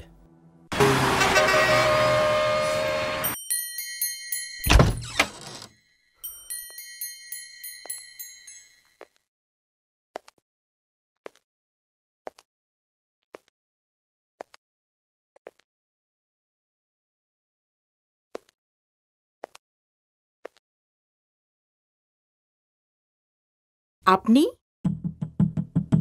আসসালামু আলাইকুম আন্টি। অনুমতি ছাড়া ঢুকে পড়লাম আপনার বাড়িতে। দাঁড়িয়ে কেন? বসেন না আন্টি আপনারা। আচ্ছা বোন, আমি অথবা আমার ছোট ভাইয়ের সাথে তোমার কোনো পূর্ব শত্রুতা নেই, তারপরও কেন তুমি আমাদের ফ্যামিলির মানসম্মান নষ্ট করার চেষ্টা করছো? দেখো, তুমি যে রেডিও স্টেশনটাতে জব করো, গত 4 বছর ধরে সেই স্টেশনটা আমরা লসে চালাচ্ছি, কিন্তু সব স্টাফের স্যালারি কিন্তু দেয়া হচ্ছে।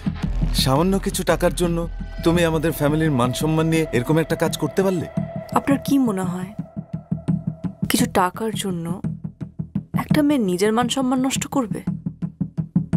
সব মেয়েদের পক্ষে হয়তো সম্ভব না, কিন্তু তোমার মতো কিছু মেয়ের পক্ষে তো নিশ্চয়ই সম্ভব। আপনি নিশ্চয়ই আমার বাসায় আমার ক্যারেক্টার সার্টিফিকেট দিতে আসেননি। অবশ্যই না, আমি তোমার চরিত্রের সার্টিফিকেট দিতে আসি।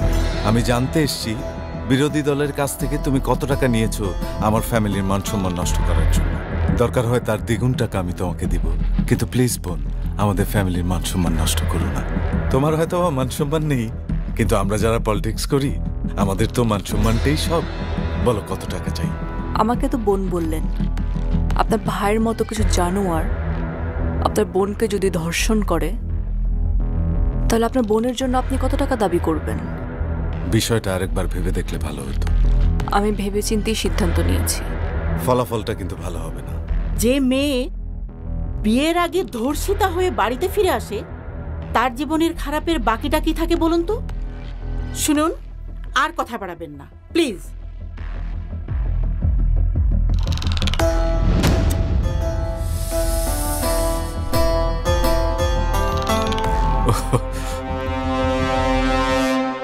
Sorry aunty. শুভ্রা, তোমার মনটা কিন্তু বেশ কিউট।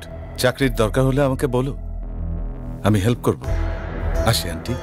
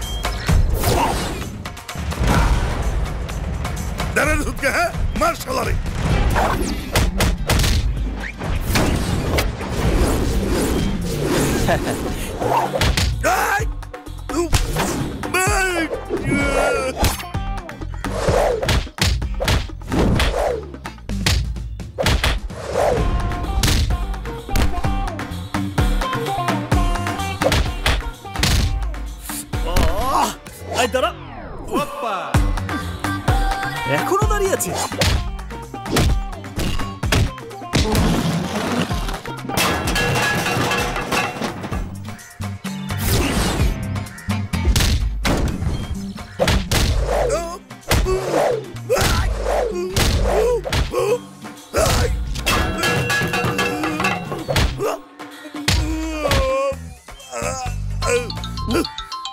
এক মিনিট, ক্লায়েন্টের phone. Hello, Mr. Trump. How are you? No tension. Corona ছড়ানোর দায়ে চীনের বিরুদ্ধে এমন কেস ঠুকে দেব 100 বছরও আপনাকে পে করে যাবে, বাট লোড শোধ হবে না। আমাকে 10% দিলেই চলবে। আরে আমি ট্রাম্প রিপাবলিকান, আমার টাকাটা কত দিবেন? আরে আমার পাউডার টাকাটা কত দিবেন? Wrong number.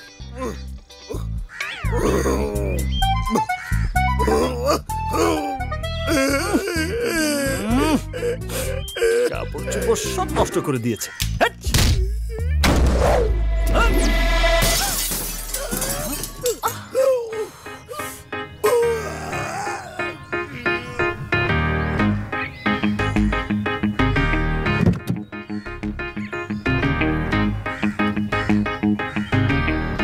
চোর, বাটপার, ধোকাবাজ, 420, এগুলো তো আমি জানতাম।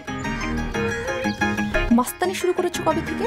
আজ কার মুখ দেখে যে ঘুম থেকে উঠেছি? কার? নিজের এই মুখটা দেখে তো ঘুম থেকে উঠেছো। আই, টাকা দাও, তাড়াতাড়ি টাকা দাও। আমার গাড়ির গ্লাস ভাঙার টাকা দাও, না হলে কিন্তু কি মামলা করব। আমার বিড়াল আমাকেই বলে ম্যাও।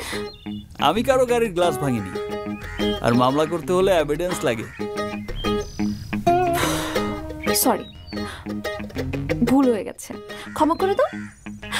তোমার ফোনটা দাও তো। দাও। কেন গো, পুলিশকে কল করবে? আরে কি যে বলো না, তোমার সাথে রাতে প্রেম করতে হবে না, তাই নিজের হাতে নাম্বারটা তোমার মোবাইলে সেভ করে দেব। সত্যি? এই নাও। নতুন, খুব সুন্দর। নতুন মডেলের, 3 দিন হলো কিনেছি। মাত্র 3 দিন? ওয়াও। এটা কি করলে? ফোনটা কেন ভাঙলে? আমি যে তোমার ফোন ভেঙেছি কোনো এভিডেন্স আছে?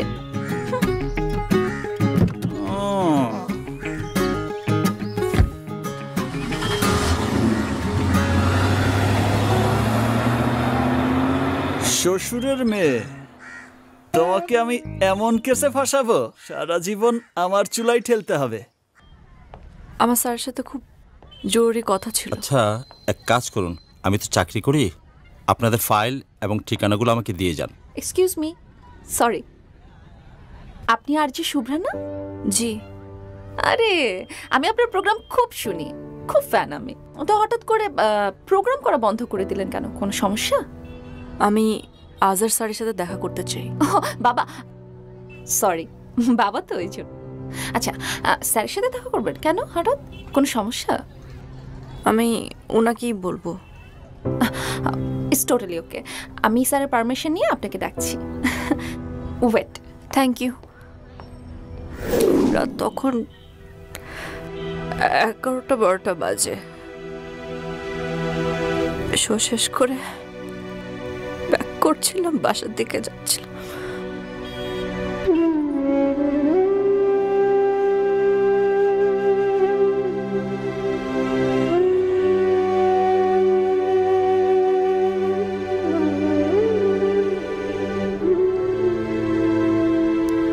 জানোয়ারের মতো কাপড় চুল টেনে কিছু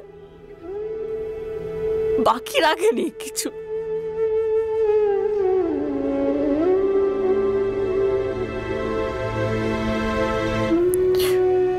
শ্বাস নিচ্ছি কিন্তু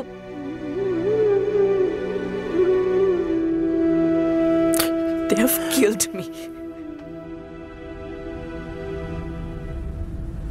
দুঃখজনক। I really feel sorry. Sir, আপনি আমার কেসটা নেবেন তো? সেটা তো এখনই বলতে পারবো না। তোমার কাগজপত্রগুলো রেখে যাও। কেসটা খুব ভালো করে স্টাডি করতে হবে, তারপর আমি জানাবো। স্যার, আমরা অনেক আশা নিয়ে আপনার কাছে এসেছি। সবাই জানে স্যার, আপনি কখনো কোনো মামলাতে হারেননি। সমস্যাটা তো ওখানেই, যেহেতু কখনো পরাজিত হয়নি, তাই এই বয়সে কোনো মামলা নেবার আগে একটু ভেবে চিন্তে নিতে চাই। পরাজয় ব্যাপারটাকে আমি খুব ভয় পাই। এক্সকিউজ মি, আমাকে একটু বেরোতে হবে। হ্যাঁ, ঠিক আছে স্যার। শহরের সবচেয়ে জনপ্রিয় আরজে শুভ্রা, তারই অফিসের বস, বর্তমান এমপি বাশার চৌধুরীর একমাত্র ছোট ভাই নেওয়াজ বাশার ও তার বন্ধুরা মিলে তাকে গ্যাং রেপ করেছে। আমাদের বিশেষ তদন্তকারী টিমের সদস্যরা জানান, গতকাল থানায় মামলা করেছেন আরজে শুভ্রা। থানার পুলিশের আচরণে সন্তুষ্ট না হওয়ায় আজ এই শহরের বিশিষ্ট আইনজীবী আজহার চৌধুরীর সহযোগিতার জন্য তার সঙ্গে দেখা করেছেন শুভ্রা। 2020-তে এসে আমরা এখনো নারী নিরাপত্তা নিয়ে কথা বলছি। একটা নারী তার কর্মস্থলে গিয়ে যদি নিরাপত্তাই না থাকে, তাহলে সে কোথায় গিয়ে নিরাপত্তা? শুধু কর্মস্থলে নয়, আপনি ঘরে ঘরে খোঁজ নিয়ে দেখেন, প্রতিটা মেয়ে তার ঘরে তার পারিবারিক লোকজনের দ্বারা সেক্সুয়ালি হ্যারাসমেন্ট হচ্ছে। শুভ্রা, আমরা সত্যিই তোমার জন্য দুঃখিত। স্বাধীন বাংলাদেশের কোন নারী, স্বাধীন বাংলাদেশের কোন নারী, শুভ্রা দর্শকদের, শুভ্রা দর্শকদের। আমরা এখন আছি জেলা জজ কোর্টের সামনে। আজ আবারও সারা দেশ একজোট হয়েছে মেয়েদের সম্মানের জন্য। এখন দেখার বিষয় আদালত কি পদক্ষেপ নেয় নারীদের সম্মান রক্ষায়।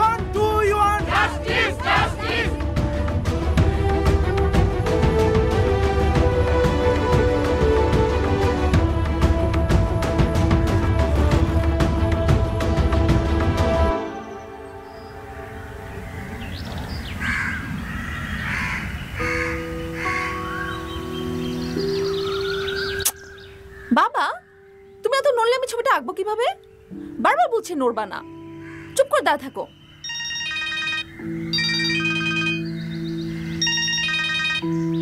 বাবা, এত নড়াচড়া করতেছো কেন? এত নড়লে ছবি আঁকা যায়? আসো আসো মারে, তুমি সোজা হয়ে দাঁড়াও তো। মূর্তির মতো কতক্ষণ দাঁড়িয়ে থাকবো? আমি যতক্ষণ না ছবি আঁকা শেষ করব ততক্ষণ দাঁড়িয়ে থাকবা, ঠিক আছে? আর একটু। আচ্ছা আচ্ছা।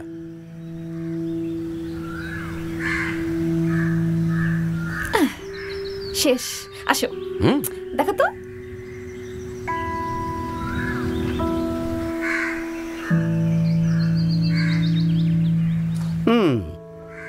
পারফেক্ট। বুঝতে হবে।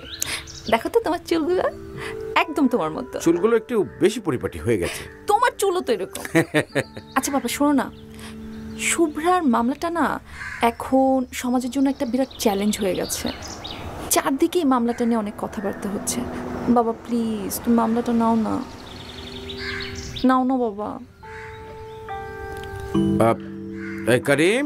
জি স্যার। দেখো তো কে এলো। ওকে স্যার, যাচ্ছি স্যার, যাচ্ছি। তুমি ভেতরে যাও, এটা নিয়ে আমরা পরে কথা বলবো। বাবা পরে কথা বলবো। সব সময় খালি পরে পরে করে।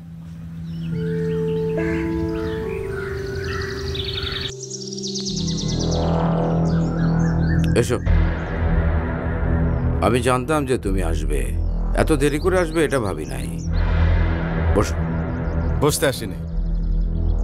দাঁড়িয়ে থাকলে যদি সমাধান হয়ে যায় তাহলে দাঁড়িয়ে থাকো। আপনি চিন্তা করছেন বিষয়টা? 2 টাকার একটা মেয়ে আমার এত দিনের ক্যারিয়ার, মান সম্মান সবকিছু নষ্ট করে দিতেছে।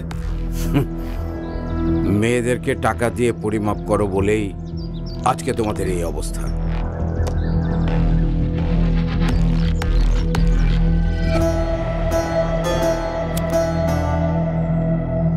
আপনি কার উকিল? আমার নয় মেয়েটার। টাকার। কেসটা খুবই জটিল। তারপর মেয়েটা মিডিয়া রিলেটেড। তোমার ভাই অতি সহজে পার পাবে না। টাকার অঙ্কটা বলেন। আপাতত 20 লাখ, বাকিটা আমি পরে জানিয়ে দেব। তবে শর্ত আছে, আমার কথার বাইরে কোনো কাজ করা যাবে না। যেমন মেয়েটাকে ভয় ভীতি দেখানো কিংবা মিডিয়ার সাথে কথা বলা, কোনো কিছুই করা যাবে না। সময় মতো কি করতে হবে আমি বলে দেব। আর কিছু না। এবার বাড়িতে গিয়ে ঘুমো, বাকি কাজ আমার। টাটা।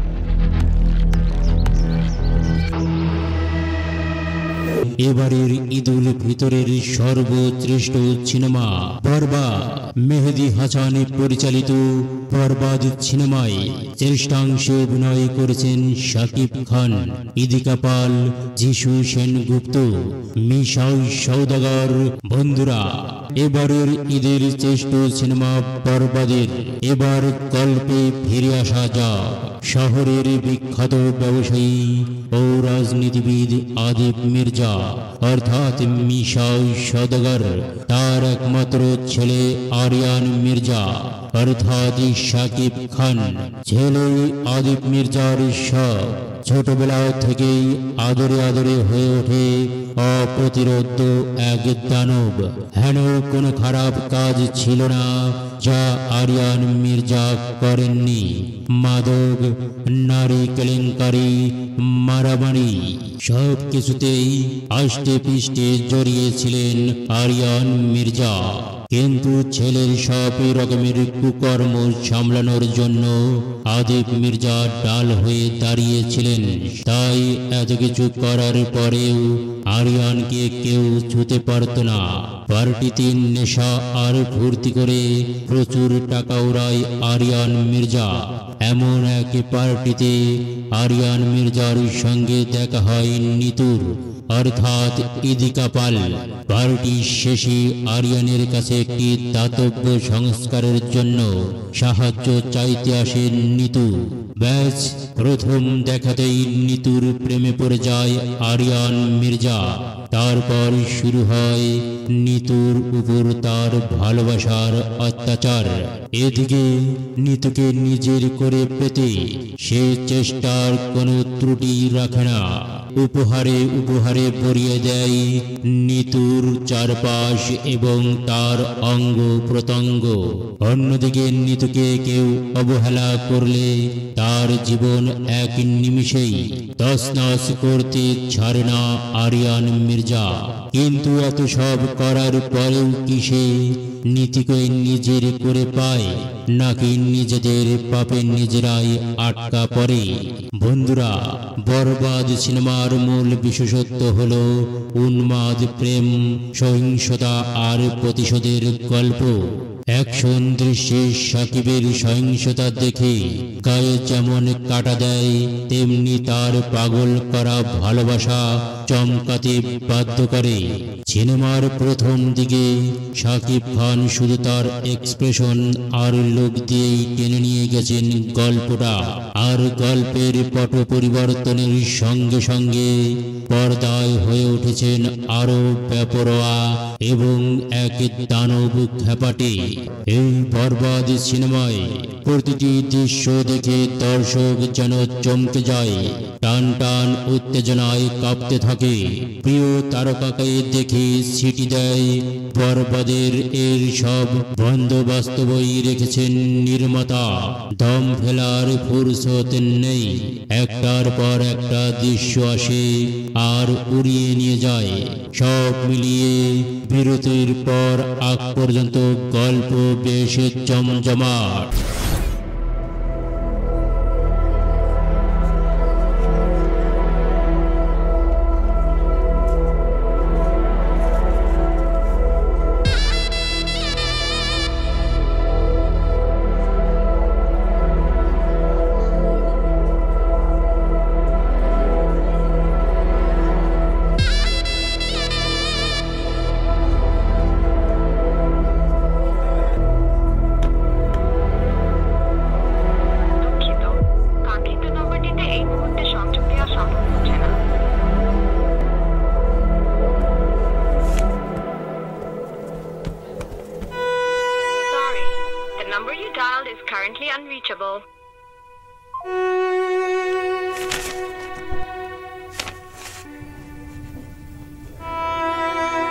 আজহার সাহেব, শুরু করুন। মহামান্য আদালত, আমি প্রথমেই বলতে চাই দৃষ্টিভঙ্গির ব্যাপারে। কন্যা, জায়া, জননী এই শব্দগুলো অত্যন্ত আবেগের, স্নেহের, ভালোবাসার। কিন্তু যখনই কেউ নিজের স্বার্থের জন্যে এই আবেগকে ব্যবহার করে সমাজের বিত্তবানদেরকে ব্ল্যাকমেইল করে, তখনই তা হয়ে যায় প্রশ্নবিদ্ধ। মহামান্য আদালত, এই মামলার বাদী ইফফাত আফরিন শুভ্রা দাবি করেছেন যে আমার মক্কেল নেওয়াজ বাশার, পাভেল এবং জুনায়েদ মিলে তাকে ধর্ষণ করেছে, যা সম্পূর্ণ মিথ্যা এবং বানোয়াট। এই আবেগকে পুঁজি করে সোশ্যাল মিডিয়াতে একটা জনমত তৈরির প্রচেষ্টা চলছে এবং আমার যে মক্কেলরা আছে তাদের মান সম্মান নষ্ট করা হচ্ছে।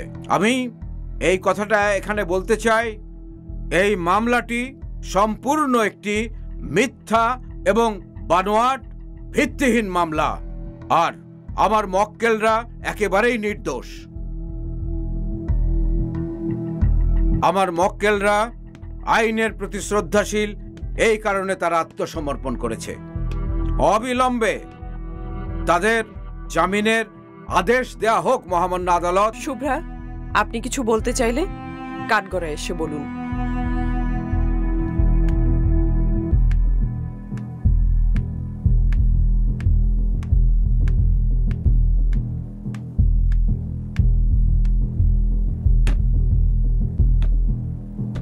যাহা বলিব সত্য বলিব, সত্য বই মিথ্যা বলিব না।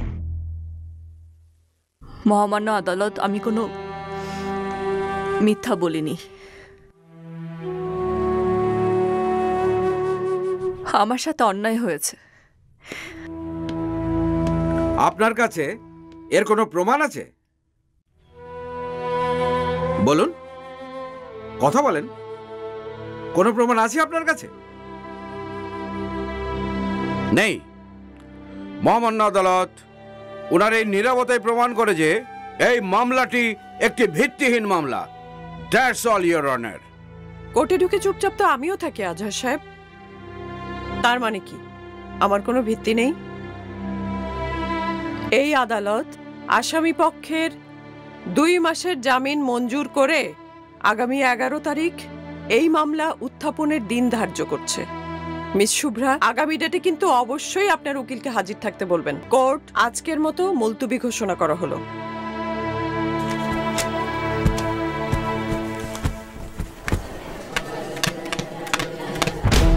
শুভ্রা শুভ্রা আজকে আপনার উকিল উপস্থিত আছে কেন? এই ঘটনার ব্যাখ্যা করবেন কিভাবে? শুভ্রা সত্যি আপনি মামলা করেছিলেন নাকি এটা স্ট্যান্ডবাজি ছিল? বাসার ভাই আপনাকে ধর্ষণ করেছে। আমরা এই বিষয়ে কোনো কিছু বলতে চাচ্ছি কি না, হলো? প্লিজ কিছু আপনারা বলছেন না কেন? প্লিজ দয়া করে জায়গা দিন। প্লিজ সরেন। আপনি কি হয়রানি আরে, করতে চেয়েছিলেন please, বিবাদী পক্ষকে? শুভ্রা চলো। নাকি টাকা হাতে আরে এই বিষয়ে এখন কোনো কথা বলতে চাচ্ছি না, আপনারা প্লিজ সরেন। নেওয়াজ বাশার ও তার বন্ধুদের 2 মাসের জামিন মঞ্জুর করেছেন আদালত। সবার মনে একটাই প্রশ্ন, সত্যি কি ধর্ষণের শিকার হয়েছে শুভ্রা, নাকি নারী ও শিশু নির্যাতন আইনের সুবিধা নিয়ে বাশার পরিবারকে ব্ল্যাকমেইল করছেন শুভ্রা? মা মা মা মা শান্ত হও মা। মা কিচ্ছু হবে না মা। মা শান্ত হও, এখানে বসো। এখানে বসো।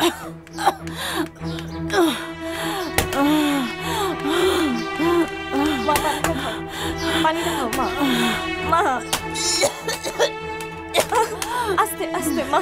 মা এটা নাও, এটা নাও, এটা নাও। কি করে যাবে? আস্তে আস্তে হবে না মা। আস্তে আস্তে শ্বাস নাও। আরেকবার। মা কিচ্ছু হবে না মা। মা পিছনে ফেলি না। কিছু টাকা ছিল জমানো তার বিয়ের জন্য, সেটাও শেষ হয়ে গেল। কি হবে এখন? এখন আমাদের কি হবে? এই লোকেরা, ওই লোকেরাই আমাদের চরিত্রহীন বলবে। আমি আমি আমি ধর্ষিতার মা হয়ে বেঁচে থাকতে পারতাম, কিন্তু চরিত্রহীনের মা হয়ে বেঁচে থাকতে চাই না, চাই না। আর লোকে তোকে চরিত্রহীন বলবে। আমার এই মেয়েটাকে, এই ছোট্ট মেয়েটাকে চরিত্রহীন বলবে, আমি মেনে নিতে পারবো না। আমি মানতে পারছি না। আমার আর সহ্য হচ্ছে না। তুমি আমার কথা শোনো, একটু ঠান্ডা হও মা, প্লিজ।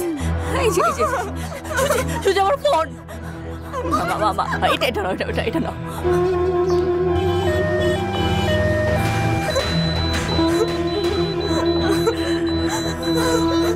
মা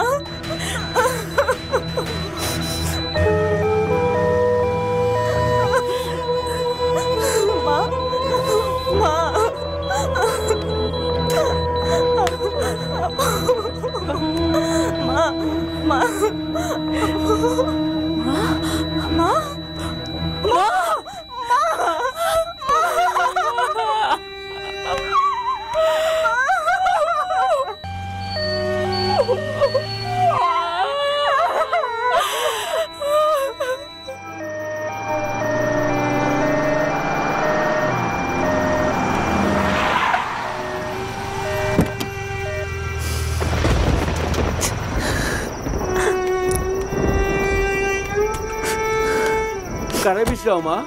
এখানে কি নবাব সাহেব থাকেন? হো আছে তো। কেলা? আমার একটা কেস আছে, আমার ওনাকে খুব দরকার, একটু ডেকে দিবেন ওনাকে। ঝড় বৃষ্টি আইতেছে, ঘরে হবো। না না আমি ঠিক আছে, আপনি ওনাকে একটু ডেকে দিবেন প্লিজ। আচ্ছা আচ্ছা ঠিক আছে, খাও, আমি ডেকে আনতাছি।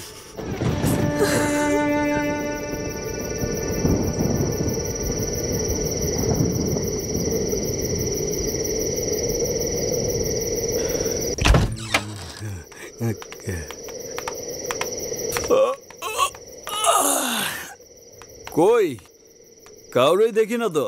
ওই যে দেখ খাড়ায় রয়েছে। হ্যাঁ যা।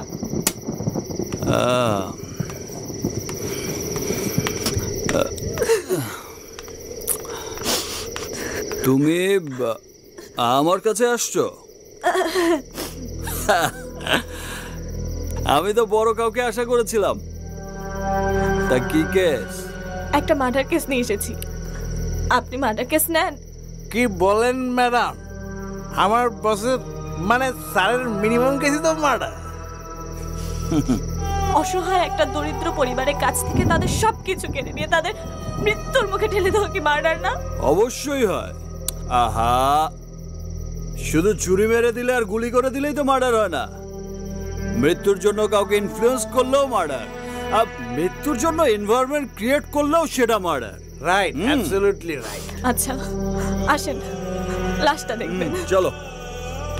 লাশ সাথে করে নিয়ে করে নাকি? এইরকম সিরিয়াস?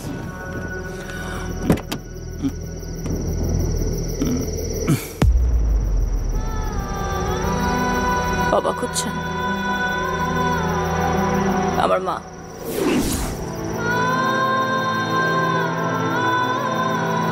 তার কেস নিয়ে আসছি, মার্ডার কেস। নেবেন? আমার মায়ের মার্ডার কেস নিয়ে আসছি আপনার কাছে। কেসটা নেবেন? হ্যাঁ, আমার মা মারা গেছে, কেসটা নেন। একটা মা তার ধর্ষিতা মেয়ের ধর্ষণের বিরুদ্ধে মামলা করতে ভয় পেত। জানাজানি হবে, লোকজন আজে বাজে কথা বলবে, ছোট মেয়েটার বিয়ে হবে না। কেন? কারণ আমাদের এই সমাজে সব দোষ একটা মেয়েরই হয়। ছবি ছাপা হয় তো ভিকটিমের, রেপিস্টের না। এই সমাজে রেপ ভিকটিমকে কেউ আপন করে নেয় না, কিন্তু রেপিস্টদের জন্য জায়গা ঠিকই থাকে।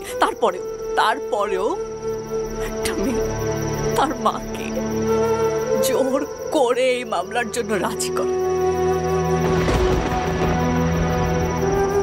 পরিবারের সব সম্বল একত্রিত করে একটা লয়ারের হাতে টাকা তুলে দেয়, এই ভরসায় যে এই লয়ারটা ন্যায় বিচার এনে দেবে। কিন্তু লয়ার তো কোনো কেসই তোলে না, তাকে সারাদিন ফোন করে কোনো জায়গায় কন্ট্যাক্টই করা যায় না। আসামিরা খালাস হয়ে যায়। এটা প্রমাণিত হয়ে যায় যে এই মেয়েটার সব অভিযোগ মিথ্যা। এই মেয়েটা দুশ্চরিত্রা।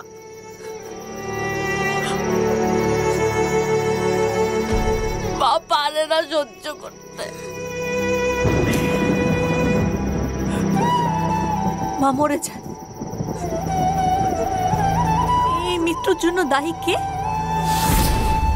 এই মেয়েটা, ওই রেপিস্ট লোকগুলো, এই সমাজ, নাকি আপনি? কোথায় যাচ্ছেন আপনি? জবাব দেন। কে দায়ী? কে দায়ী? আমার মার মৃত্যুর জন্য কে দায়ী? নেন মামলাটা। মামলাটা নেবেন না? হ্যাঁ, অনেক টাকা দেব, আপনি যত চান সব দেব। আপনি পারবেন না। এই মামলা নেওয়ার ক্ষমতা আপনার নাই। না এই মামলা নেওয়ার ক্ষমতা আছে, না মানুষের কষ্ট বোঝার ক্ষমতা আছে। আজকে যদি আপনার একটা মা থাকতো, একটা মাকে কষ্ট দেওয়ার আগে আপনার বুক কাঁপতো। যদি একটা বোন থাকতো, বোনের ইজ্জত কি তা বুঝতেন। আপনি শুধু এতিম না, আপনি ওই রেপিস্ট গুলার চেয়েও বড় নিকৃষ্ট। আপনি শুধু আমার মাকে মেরে ফেলেননি, আপনি এই দেশের সে সকল পুরুষরূপী কাপুরুষদের দিয়েছেন রেপ করার লাইসেন্স, আর সব মেয়েদের করেছেন মুখ সিলগালা। Thank you. আজকের পর আর কোনো মেয়ে প্রতিবাদ করবে না। Thank you.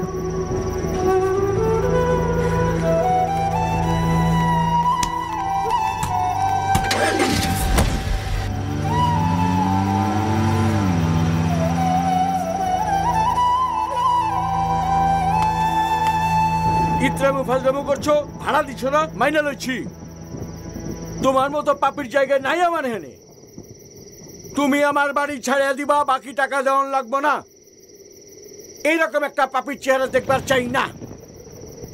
যত সব।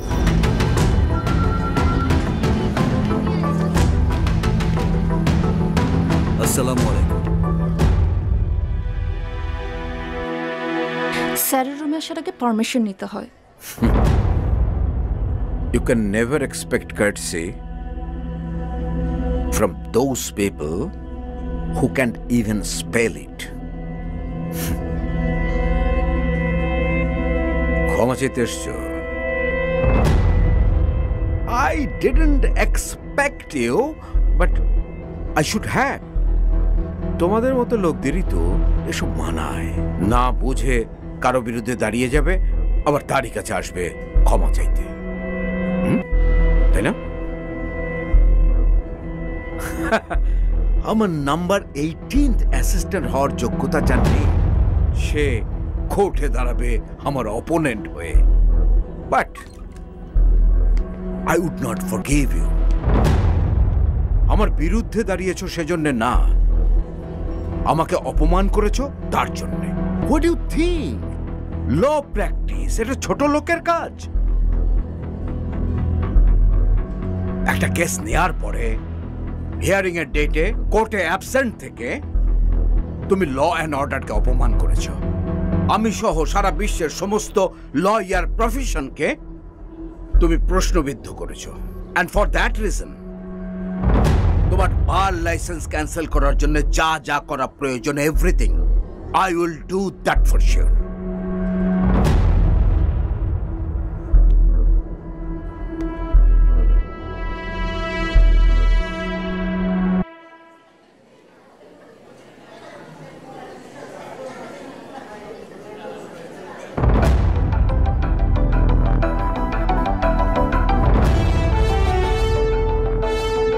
সারা জীবন আপনাকে আইডল মেনেছি, তাই প্রথমবারের মতো একটা কেস নিয়ে কোর্টে দাঁড়ানোর আগে আপনার দোয়া নিয়ে গেলাম। আপনি ঠিকই বলেছেন স্যার, ছোট লোকের কাজ না কেস লড়া, তাই আপনার মতো বড় মানুষের দোয়ার উপর দাঁড়িয়ে কেসটা আমিই জিতব।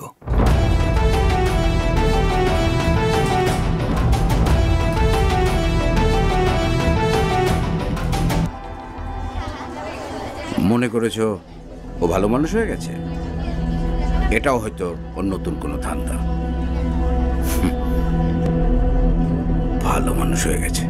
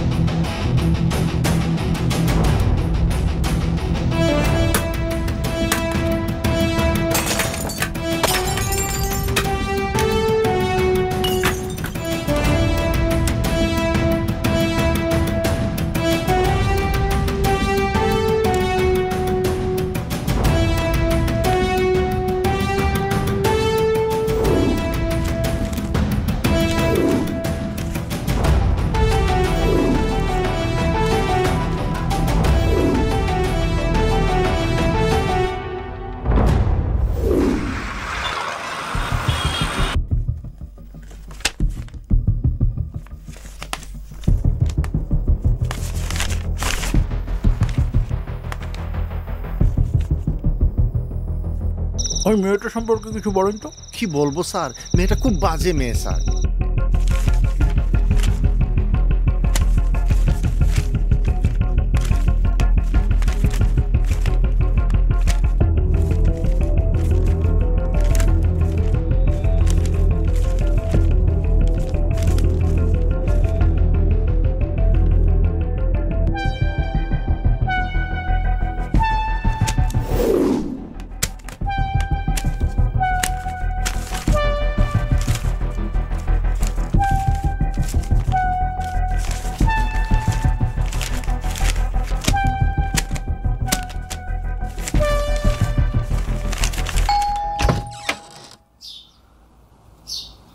আপনি আপু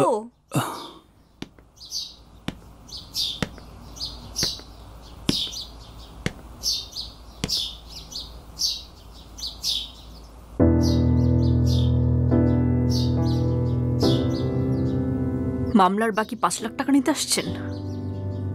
এখানে 5 লাখ টাকা আছে, যেটা তুমি আমায় দিয়েছিলে। আর আমার মায়ের জীবন? সেজন্য তুমি আমায় যে শাস্তি দেবে মাথা পেতে নেব। তোমার মায়ের জীবন আমি ফিরিয়ে দিতে পারবো না।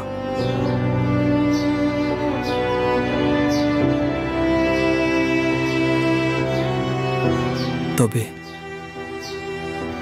তোমার হারিয়ে যাওয়া সম্মান ফিরিয়ে দেওয়ার একটা সুযোগ আমাকে দাও প্লিজ।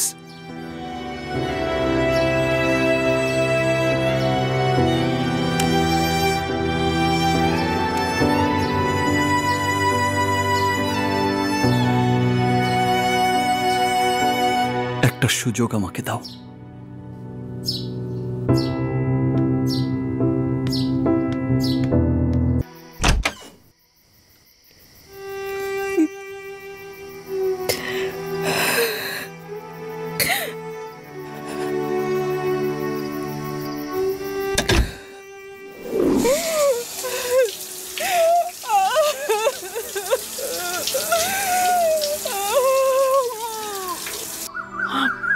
মা বেশি খারাপ লাগছে মা। মা মা শুভ্রাকে ডাকো। এই আপু আপু আপু দরজাটা খোল প্লিজ, মা অসুস্থ হয়ে পড়ছে। আন্টি আপু মা মা মা কি করব মা? ডাক্তারের কাছে নিয়ে যেতে হবে অবভিয়াসলি।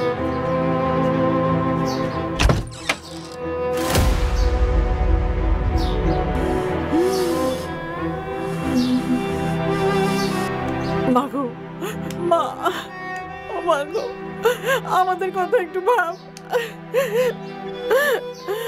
তোর ছোট বোনের কথা একটু ভাব, এই পরিবারের মান সম্মানের কথা একটু ভাব মা। আমি এভাবে বাঁচতে পারবো না, হয়তো আমাকে প্রতিবাদ করতে দাও, নাহলে একেবারে মরে যেতে দাও। তুমি যা বলছো একদম ঠিক, কিন্তু সিচুয়েশনটা যে আমাদের হাতে নেই। তুমি প্লিজ এমন কিছু করো না যাতে আমাদের সবার স্বপ্নগুলো ভেঙে যায়। তুমি ভালো করে জানো ওরা কতটুকু ক্ষমতাবান, আমরা ওদের ক্ষমতার সামনে দাঁড়াতে পারবো না। ওদের ক্ষমতার উৎস কোথায়? আমাদের নীরবতায়। আমরা নীরব থাকি দেখে ওরা সবকিছু গ্র্যান্টেড হিসাবে নিয়ে নেয়। আজকে যদি আমি চুপ থাকি তাহলে কালকে আমার বোনের সাথেও সেম হতে পারে। ঠিক আছে, আমি তোমার সাথে অ্যাগ্রি করছি, কিন্তু কনসিকোয়েন্সের কথা ভাবো প্লিজ। কোন কনসিকোয়েন্সের কথা বলছো? এই ধরো পাড়া মহল্লা, তুমি যেখানেই যাবে মানুষ তোমার দিকে বাঁকা চোখে তাকাবে। সোসাইটিতে তোমার কোনো ভ্যালু থাকবে না। সোশ্যাল মিডিয়াতে সবাই তোমাকে নিয়ে নানান আজে বাজে কথা বলবে। আর মোরওভার হয়তো মা আমাদের বিয়েটা ভেঙে দিতে পারে। তাহলে তুমি বলতে চাচ্ছ সোসাইটি সোশ্যাল মিডিয়ার কারণে আমি অন্যায় মেনে নেব? সেটা একটা অন্যায় হবে না? যা হয়েছে আমার সাথে তা তো আমাদের বিয়ের পরেও হতে পারত। তখন কি তোমার বাবা মা তোমার আমার ডিভোর্স করে দিত? তুমি যেভাবে আমার পাশে আছো এই সমাজে কোনো ছেলে থাকতো না। আমি তোমাকে সেটার জন্য অনেক রেসপেক্ট করি, আর এই রেসপেক্টটা নষ্ট হোক আমি সেটা চাই না।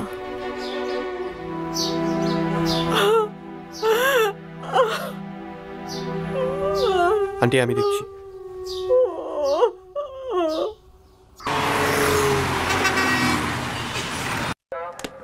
তোমাকে আমি বললাম লাউ শাক দিয়ে চিংড়ি মাছ রান্না করতে, করনি কেন? হ্যাঁ এজন্যই বলে মায়ের হাতের রান্না বউকে দিয়ে হবে না। স্যার সারাদিন তো থাকো শুধু মেকআপ আর টিকটক নিয়ে, আর স্বামীর টাকা কিভাবে নষ্ট করা যায় সেই ধান্দায় থাকো। এই শোনো, গতকাল কিন্তু তোমাকে 50,000 টাকা দিয়েছি স্যার। এই মাসে আর কোনো টাকা দিতে পারবো না। কি টাকা দিতে না পারলে বাড়ি চলে যাবে? বাপের বাড়ি? Good, very good. স্যার আমরা একটা মামলা করতে আসছি, আপনি কি আমার কথা শুনবেন? ঠিক আছে ঠিক আছে, আমি রাখছি। বুঝতেই পারছেন ফ্যামিলি ব্যাপার। তা কি মামলা করবেন? গ্যাংরেপ। গ্যাংরেপ? ভিকটিম কে? আমি। হ্যাঁ আপনি আপনি তো সুস্থ। ভিকটিম মারা গেলে বা সুইসাইড করলে তারপর নিশ্চিত হবেন আপনারা? ঘটনা কবের? 6 দিন আগে। 6 দিন? কোনো মেডিকেল রিপোর্ট আছে? নেই। আচ্ছা, যাদের বিরুদ্ধে আপনি অভিযোগ করতে আসছেন ওই রেপিস্টদের কাউকে আপনি চেনেন? জি, এমপি বাশার চৌধুরীর ভাই নেওয়াজ বাশার আর তার 2 ফ্রেন্ড। দেখুন ম্যাডাম, শুধু শুধু আপনি আমার সময় নষ্ট করছেন। ধর্ষণের 6 দিন পর কোনো আলামত থাকে না, তাছাড়া আপনার কাছে কোনো রিপোর্টও নেই। মামলা করবেন কি দিয়ে? সেটা আপনারা খুঁজে বের করুন। এসবের বাইরেও তো এভিডেন্স থাকে। আপনার কাছে কোনো রিপোর্টই নেই? যে মামলার রিপোর্ট নেই, আলামত নেই, সেটা নিয়ে সময় নষ্ট করার কোনো সময় আমার নেই। একটা মেয়ের জীবন নষ্ট হয়ে যাওয়াটা কি ফ্যাক্ট না? একটা মেয়েকে আইনি সহযোগিতা করাটা কি আপনাদের দায়িত্ব না? ম্যাডাম, আপনি শুধু শুধু উত্তেজিত হচ্ছেন। আমি বলি কি, যা হবার হয়ে গেছে, আমি সব ম্যানেজ করে নিব। আপনি ওনার কি? আমি ওর ফিয়ন্সে। এই মাসের 25 তারিখে আমাদের বিয়ে। সব জেনেও আপনি ওনার সাথে এখানে এসেছেন? জি। আপনাকে সেলুট ভাই, আপনি হচ্ছেন পুরুষ জাতির আদর্শ। শুনেন, ম্যাডামকে বোঝান, আপনার যদি কোনো অসুবিধা না থাকে সংসার করুন, সুখী হন। আমি না হয় বাশার সাহেবকে বলে কিছু টাকার ব্যবস্থা করে দেব। আপনি আমার এই মামলাটা নেবেন কি নেবেন না? ঠিক আছে, আমরা হচ্ছি জনতার সেবক, আপনারা বললে মামলা তো নিতেই হবে। আমি আপনার ভালোর জন্য বললাম আর কি। আমি আমার ভালো বুঝে এখানে এসেছি। যা যা জিজ্ঞেস করব তার সঠিক উত্তর দিবেন। এবার নাম বলেন। ইফাত আরফিন শুভ্রা। বাবার নাম? মরহুম ওমর সিদ্দিক। মাতা? আয়েশা ওমর সিদ্দিক। ঘটনা কবে ঘটছিল? 2 মার্চ। সময়? রাত 12:10। কতজন ছিল? 3 জন। 3 জন? আগে থেকে চিনতেন? একজনকে, আমার বস নেওয়াজ বাশার। বিয়ে হয়েছে? না। ঘটনার পর কোনো মেডিকেল টেস্ট করাইছিলেন? আমার পরিবার আমাকে টেস্ট করতে দেয়নি। এখন এই পর্যন্ত, বাকিটা সরকারি হাসপাতালে টেস্ট করাতে হবে।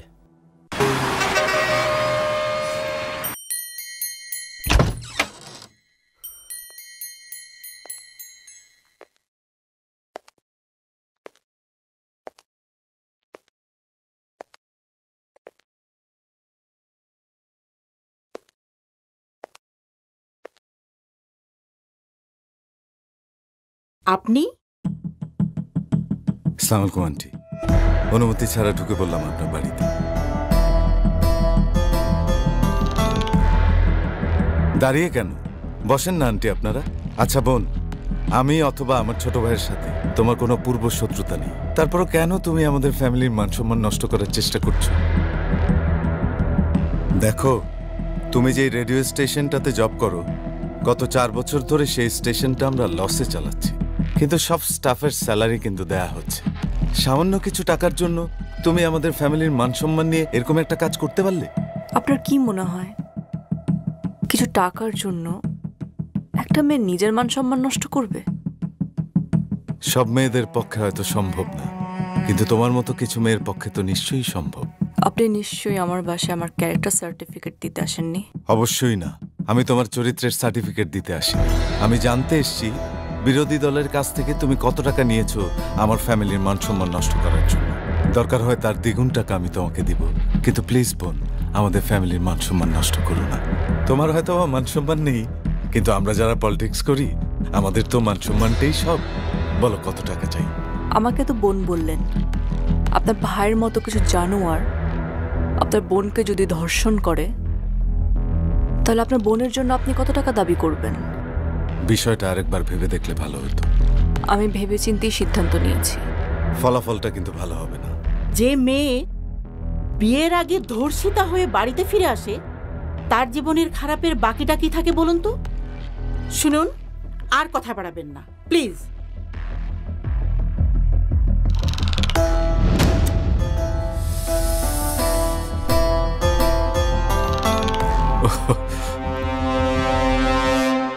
Sorry aunty. শুভ্রা, তোমার মনটা কিন্তু বেশ কিউট। চাকরির দরকার হলে আমাকে বলো, আমি হেল্প করব। আসি আন্টি।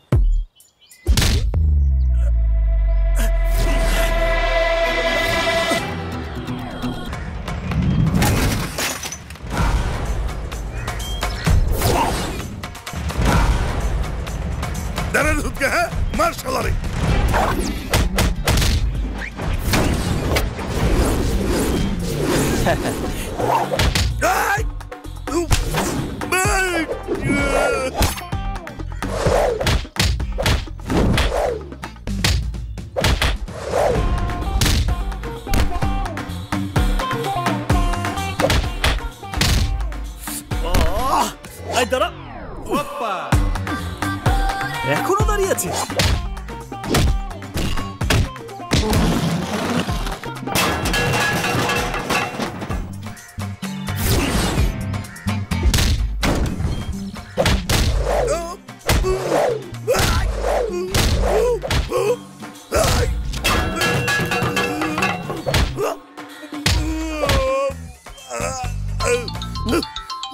এক মিনিট, ক্লায়েন্টের phone. Hello, Mr. Trump. How are you? No tension. Corona ছড়ানোর দায়ে চীনের বিরুদ্ধে এমন কেস ঠুকে দেব, 100 বছরও আপনাকে পে করে যাবে, বাট লোড শোধ হবে না। আমাকে 10% দিলেই চলবে। আরে আমি ট্রাম্প ট্রফি গান, আমার টাকাটা কত দিবেন? আরে আমার পাউডার টাকাটা কত দিবেন? Wrong number.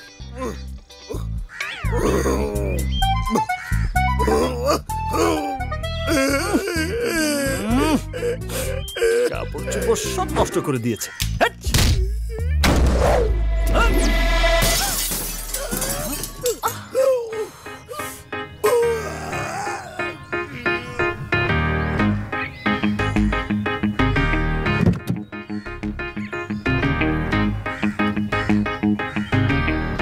চোর, বাটপার, ধোকাবাজ, 420, এগুলো তো আমি জানতাম।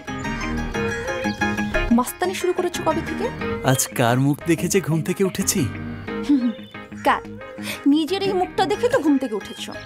আই, টাকা দাও, তাড়াতাড়ি টাকা দাও। আমার গাড়ির গ্লাস ভাঙার টাকা দাও, না হলে কিন্তু কি মামলা করব।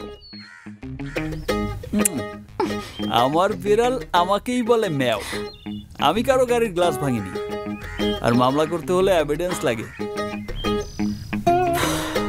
সরি, ভুল হয়ে গেছে, ক্ষমা করে দাও। তোমার ফোনটা দাও তো। দাও। কেন গো, পুলিশকে কল করবে? আরে কি যে বলো না, তোমার সাথে রাতে প্রেম করতে হবে না, তাই নিজের হাতে নাম্বারটা তোমার মোবাইলে সেভ করে দেব। সত্যি? এই নাও। নতুন, খুব সুন্দর। নতুন মডেলের, 3 দিন হলো কিনেছি। মাত্র 3 দিন? ওয়াও। এটা কি করলে? ফোনটা কেন ভাঙলে? আমি যে তোমার ফোন ভেঙেছি, কোনো এভিডেন্স আছে?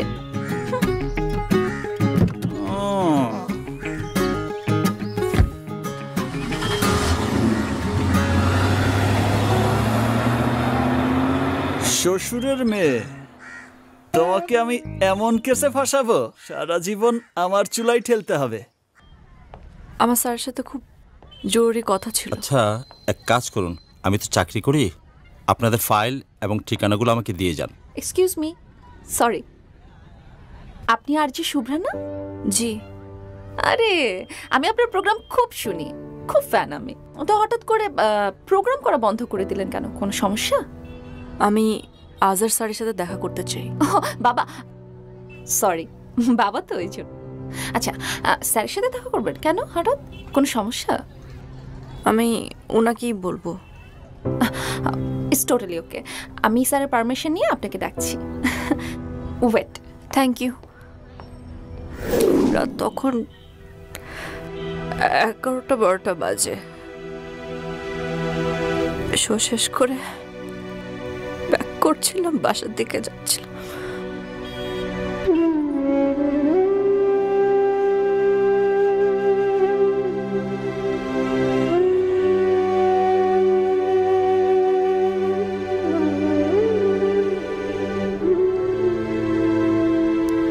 জানোয়ারের মতো কাপড় চুল টেনে কিছু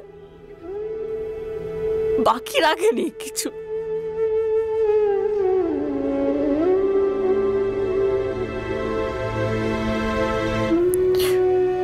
শ্বাস নিচ্ছি কিন্তু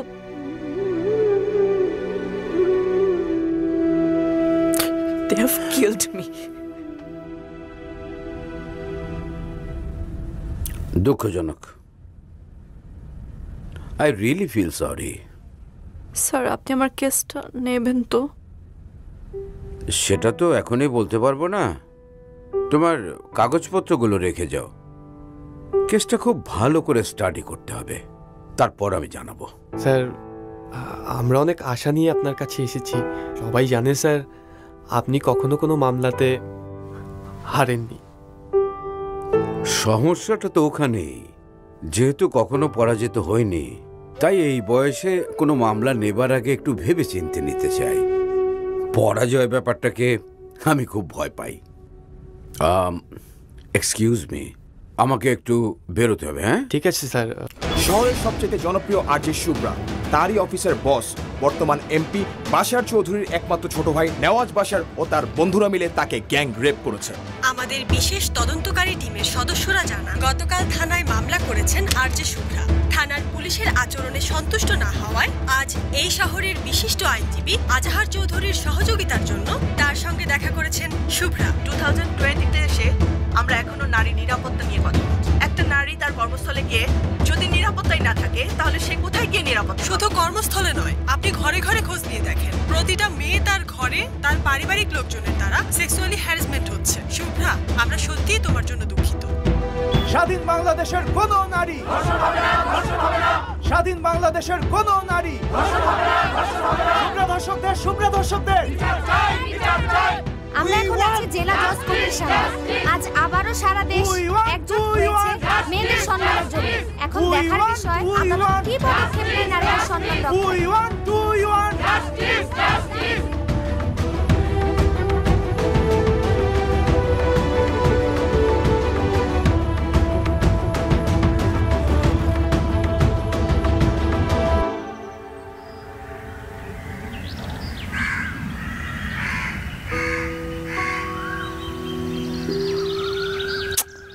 বাবা, তুমি এত নড়লে আমি ছবিটা আঁকবো কিভাবে? বারবার বলছি নড়বা না, চুপ করে দাঁড়া থাকো।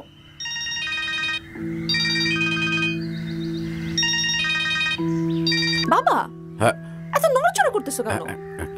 এত নড়লে ছবি আঁকা যায়? আসো আসো মারে, তুমি সোজা হয়ে দাঁড়াও তো। মূর্তির মতো কতক্ষণ দাঁড়িয়ে থাকবো? আমি যতক্ষণ না ছবি আঁকা শেষ করব ততক্ষণ দাঁড়িয়ে থাকবা, ঠিক আছে? আর একটু। আচ্ছা আচ্ছা।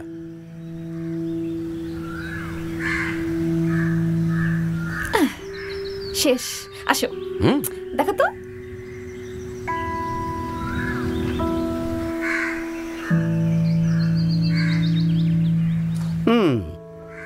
পারফেক্ট। বুঝতে হবে। দেখো তো তোমার চুলগুলো একদম তোমার মতো। চুলগুলো একটু বেশি পরিপাটি হয়ে গেছে। তোমার চুলও তো এরকম। আচ্ছা বাবা, শোনো না, শুভ্রার মামলাটা না এখন সমাজের জন্য একটা বিরাট চ্যালেঞ্জ হয়ে গেছে। চারদিকে এই মামলাটা নিয়ে অনেক কথাবার্তা হচ্ছে। বাবা প্লিজ, তুমি মামলাটা নাও না, নাও না বাবা। করিম। জি স্যার। দেখো তো কে এলো। ওকে স্যার, যাচ্ছি স্যার, যাচ্ছি। তুমি ভেতরে যাও, এটা নিয়ে আমরা পরে কথা বলবো। বাবা, পরে কথা বলবো। সব সময় খালি পরে পরে করে।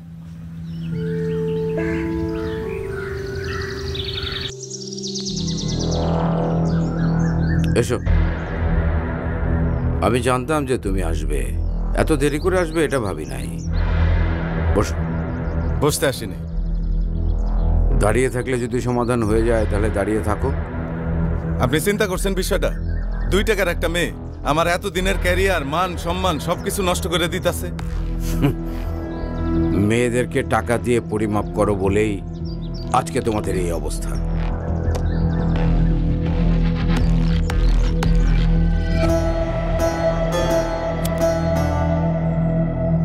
আপনি কার উকিল? আমার নয় মেয়েটার। টাকার কেসটা খুবই জটিল। তারপর মেয়েটা মিডিয়া রিলেটেড। তোমার ভাই অতি সহজে পার পাবে না। টাকার অঙ্কটা বলেন। আপাতত 20 লাখ, বাকিটা আমি পরে জানিয়ে দেব। তবে শর্ত আছে, আমার কথার বাইরে কোনো কাজ করা যাবে না। যেমন মেয়েটাকে ভয় ভীতি দেখানো কিংবা মিডিয়ার সাথে কথা বলা, কোনো কিছুই করা যাবে না। সময় মতো কি করতে হবে আমি বলে দেব। আর কিছু না। এবার বাড়িতে গিয়ে ঘুমো, বাকি কাজ আমার। টাটা।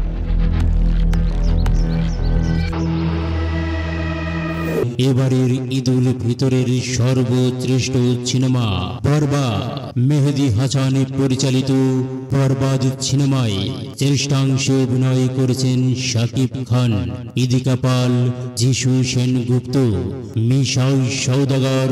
বন্ধুরা, এবারের ঈদের শ্রেষ্ঠ সিনেমা বরবাদের এবার গল্পে ফিরে আসা যাক। শহরের বিখ্যাত ব্যবসায়ী ও রাজনীতিবিদ আদিব মির্জা অর্থাৎ মিশাল সওদাগর, তার একমাত্র ছেলে আরিয়ান মির্জা অর্থাৎ শাকিব খান। ছেলে আদিব মির্জার সব ছোটবেলা থেকেই আদরে আদরে হয়ে ওঠে অপ্রতিরোধ এক দানব। হেন কোনো খারাপ কাজ ছিল না যা আরিয়ান মির্জা করেননি। মাদক, নারী কেলেঙ্কারি, মারামারি সব কিছুতেই আষ্টে পৃষ্ঠে জড়িয়েছিলেন আরিয়ান মির্জা। কিন্তু ছেলের সব রকমের কুকর্ম সামলানোর জন্য আদিব মির্জা ডাল হয়ে দাঁড়িয়েছিলেন। তাই এত কিছু করার পরেও আরিয়ানকে কেউ ছুতে পারত না। পার্টিতে নেশা আর ফুর্তি করে প্রচুর টাকা উড়ায় আরিয়ান মির্জা।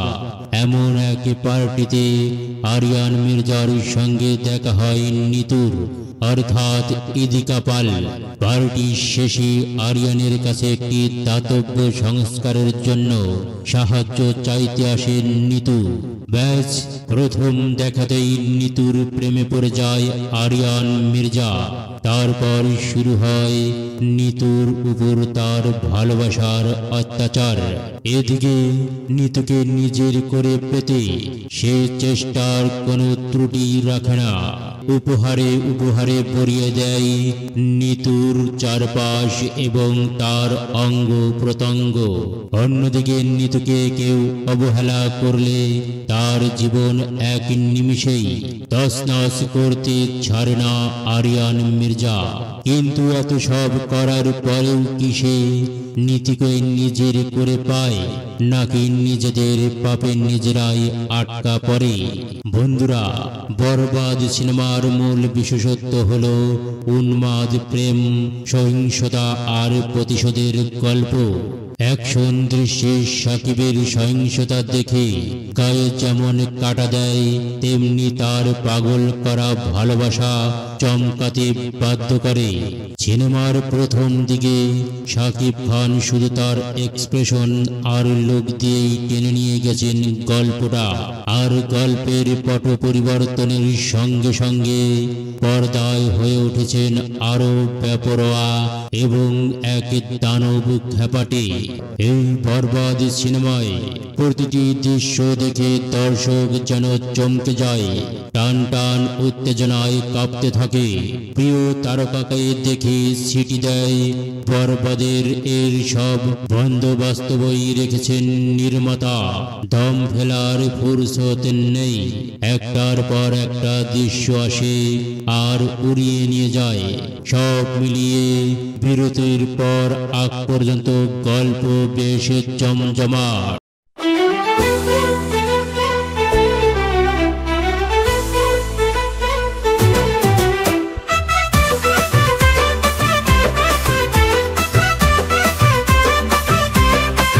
যে মরুতে ঠান্ডা থাকে না, সে মরুতে কপিল আসে না, কপিলের মনটা সান্ডাতে ভরা, সান্ডা ছাড়া কিছু চাই না। সান্ডা আমার ধ্যান জ্ঞান জ্ঞান, সান্ডা আমার প্রাণের প্রাণ। মন যতই পড়ে যাক, সান্ডা ছাড়া কিছু না থাক।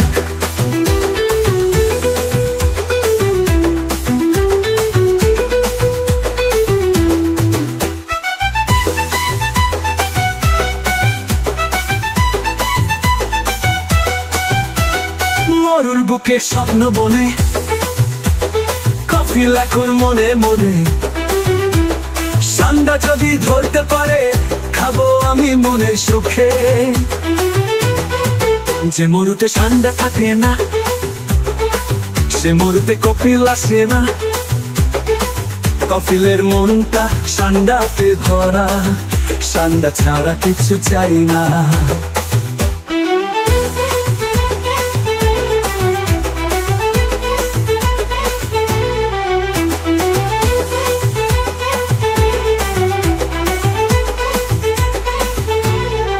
সান্ডা আমার ধ্যান জ্ঞান জ্ঞান, সান্ডা আমার প্রাণের প্রাণ। মরু যতই পুড়ে যাক, সান্ডা ছাড়া কিছু না থাক।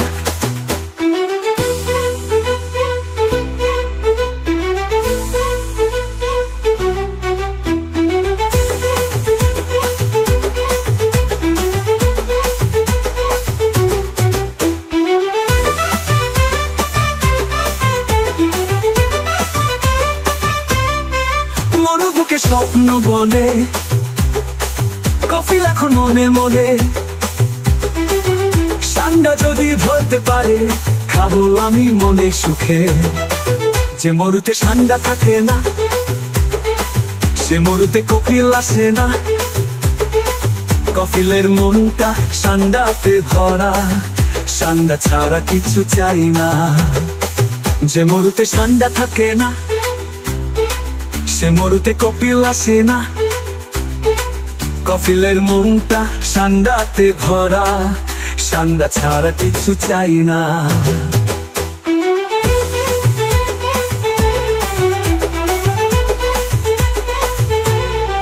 সান্ডা আমার ধ্যান জ্ঞান জ্ঞান, সান্ডা আমার প্রাণের প্রাণ। মরু যতই পুড়ে যাক, সান্ডা ছাড়া কিছু না থাক। যে মরুতে সান্ডা থাকে না, সে মরুতে কপিল আসে না। কপিলের মনটা সান্ডাতে ভরা, সান্ডা ছাড়া কিছু চাই না। সান্ডা আমার ধ্যান জ্ঞান জ্ঞান, সান্ডা আমার প্রাণের প্রাণ। মন যতই পুড়ে যাক, সান্ডা ছাড়া কিছু না থাক।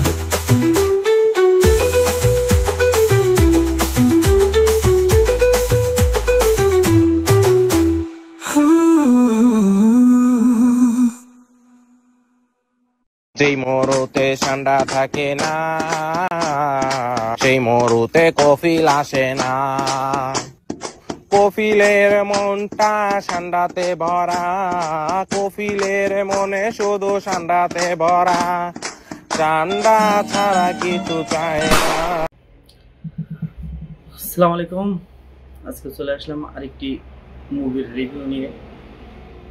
এটা আমার দ্বিতীয় ভিডিও। আজকে যে মুভিটি নিয়ে আলোচনা করব সেটা হলো তাণ্ডব, শাকিব খানের তাণ্ডব মুভিটি নিয়ে। মুভিটি কোন বিষয়ের উপরে, কি বিষয় নিয়ে এগিয়ে গেছে, এটার মধ্যে কি কি রহস্য আছে, এই সকল বিষয় নিয়ে আজকে আলাপ আলোচনা। তো আপনারা সবাই আমার সাথে থাকবেন। মুভিটি মূলত ইন্ডিয়ান যে রাজনীতি আছে সেই রাজনীতি উদ্দেশ্য করে, রাজনীতিতে মনে করেন যে একটি প্রধানমন্ত্রী, সে অনেক বছরের প্রধানমন্ত্রী, তো এর থেকে এক সময় না এক সময় তো তাকে ছাড়তেই হবে। তো এর তো উত্তরসূরি থাকবে উত্তরসূরি থাকে অনেকেই, পার্টির লোক থাকে বা ফ্যামিলির মধ্যে লোক থাকে। এর ভিতরে সানোয়ার নামে একজন থাকে যে হলো সে চায় যে পরবর্তী প্রধানমন্ত্রীর জন্য যেন সে হয়। পার্টির অনেকেই তাদের বিশ্বাস করে না বা হলো তার উপর ভরসা রাখতে পারে না, মানসিকভাবে কেমন যেন একটু উল্টো টাইপের। তো এই বিষয়টা নিয়ে ফ্যামিলির মধ্যেও ঝামেলা হয়, পার্টির মধ্যেও ঝামেলা হয়। এই ঝামেলার মধ্যেই হুট করে মনে করেন যে পয়জন দিয়ে প্রধানমন্ত্রীকে শেষ। সবাই মনে করে যে না এমনি মারা গেছে, কিন্তু এটা সানোয়ারের কাজ। তার নিজে ক্ষমতায় যাওয়ার জন্য সে বাবাকে মেরে দেয়। এইরকমই কাহিনী এটা আর কি, মূল কাহিনী যেটা। সিনেমাতে আরো ভালোভাবে, সিনেমা দেখতে পরে আরো ভালোভাবে বুঝতে পারবেন, আরো ভালোভাবে জানতে পারবেন। শেষ পর্যন্ত এটাই হয়, ফ্যামিলির মধ্যে কে থাকে, কে হবে পরবর্তী প্রধানমন্ত্রী কে হবে বা পার্টির মধ্যে কে হবে কিনা, শেষ পর্যন্ত জয় কিন্তু সরাসরি হয়। যে হত্যাটা করছে তারই জয় হয়, সে নির্বাচন করে। এখানে বিভক্তি হয়, কিছু অন্যদিকে যায়, কিছু তার দিকে আসে, বেশিরভাগই তার দিকে ঝুঁকায় নেয়। এর পরে সে ইলেকশন হয় এবং ইলেকশনে সে জয়ী হয়। জয়ী হয়ে এরপরে এক এক করে ছবির তো আকর্ষণ বাড়িয়ে দেয়। এর ভিতরে তদন্ত হয়, এটা হয়, ওটা হয়। ছবিটি ফুল অ্যাকশন এবং রাজনীতিক একটা মুভি। বাংলাদেশের রাজনীতির যে অবস্থা, মুভিটা দেখলে অনেক ভালোই বুঝতে পারবেন। শাকিব খান এই ঈদে মুভিটা করছে। মুভিটি মাশাআল্লাহ খুব ভালো হয়েছে। হলে গিয়ে সবাই দেখবেন আশা করি। অনেকেই তো হয়তো ওটিটি প্ল্যাটফর্মে বা ইউটিউবেও দেখেছেন। তো আপনাদের কাছে কেমন লাগছে? আপনারা একটু কমেন্ট করে জানাবেন। আমার কাছে ভালো লাগছে, বাট আমি ওইভাবে হয়তো গুছিয়ে বলতে পারলাম না আপনাদেরকে, যেভাবে আসলে বলার দরকার। তো যদি ভালো লাগে মুভি রিভিউগুলো, তাহলে আমি ভালোভাবে আরো ভালো কোয়ালিটি করে করার চেষ্টা করব। আসলে এখন আমি ওইরকম সেট আপ নাই, আমার দোকানের মধ্যে বসেই আমি ভিডিওটা দেখছি, জাস্ট ভালো লাগলো এই জন্য রিভিউটা দিলাম। আপনারা দেখবেন। আমি হয়তো ফুল প্রপারভাবে পুরোটা বলতে পারিনি। ছবিটি পাইলে আপনারা দেখবেন, দেখার পরে যদি আমার এই ভিডিওটার সামনে যায় অবশ্যই কমেন্টস করে জানাবেন কেমন লাগছে ভিডিওটা। আমার কথা না, আমি হয়তো পুরোটা বলতে পারিনি, বললাম তো আমি পুরোটা গুছিয়ে বলতে পারিনি, কিন্তু মুভিটা অনেক ইন্টারেস্টিং। শাকিব খানের এইভাবে ফিরে আসা, প্রিয়তমার পরে তাণ্ডব, বাংলাদেশে শাকিব খানকে বলতে গেলে আমি নিজেও পছন্দ করতাম না। তারপরে আমি এখনো বলবো না আমি তার ফ্যান হয়ে গেছি বা ইয়ে হয়ে গেছি, তাও না। কিন্তু শাকিব খান রে বাংলাদেশের চলচ্চিত্রে দরকার, কারণ এক সালমান শাহ মারা যাওয়ার পরে চলচ্চিত্র অনেক বড় ক্ষতি হয়ে গেছে। মান্না মারা যাওয়ার পরে চলচ্চিত্র অনেক ক্ষতি হয়ে গেছে। এখন শাকিব খান যতদিন আছে বাংলাদেশের সিনেমাটা টিকে থাকবে। বাংলাদেশে আরো প্রতিভাবান আরো অনেকেই আগেও ছিল, এখনো আছে, কিন্তু তারা আসলে নামতে চায় না। সিনেমাতে নামতেই চায় না, কেন যেন বুঝি না। আসলে প্রডিউসার দরকার, বাংলাদেশে ভালো সিনেমা, ভালো গল্প দরকার, ভালো বাজেট দরকার। তো আপনারা সবাই হলে যে সিনেমা দেখবেন, ওটিটি প্ল্যাটফর্ম সিনেমা দেখবেন, তাহলে সিনেমার যারা বানায় তারা আগ্রহ হবে। একটা সিনেমা করে যদি সিনেমার টাকা যদি নাই উঠাতে পারে তাহলে কেন সিনেমা করবে, ঠিক না? তো আপনারা সবাই সিনেমা হলে গিয়ে সিনেমা দেখবেন, আর দেখে মুভিটি কেমন লাগছে অবশ্যই জানাবেন। আর সাথে থাকবেন, সাবস্ক্রাইব করে সাথে থাকবেন। আমি যদি আমার যদি সম্ভব হয় আমি আপনাদের দেখার ব্যবস্থা করে দেবো। সাথে থাকবেন, অবশ্যই পাবেন ইনশাআল্লাহ। আল্লাহ হাফেজ।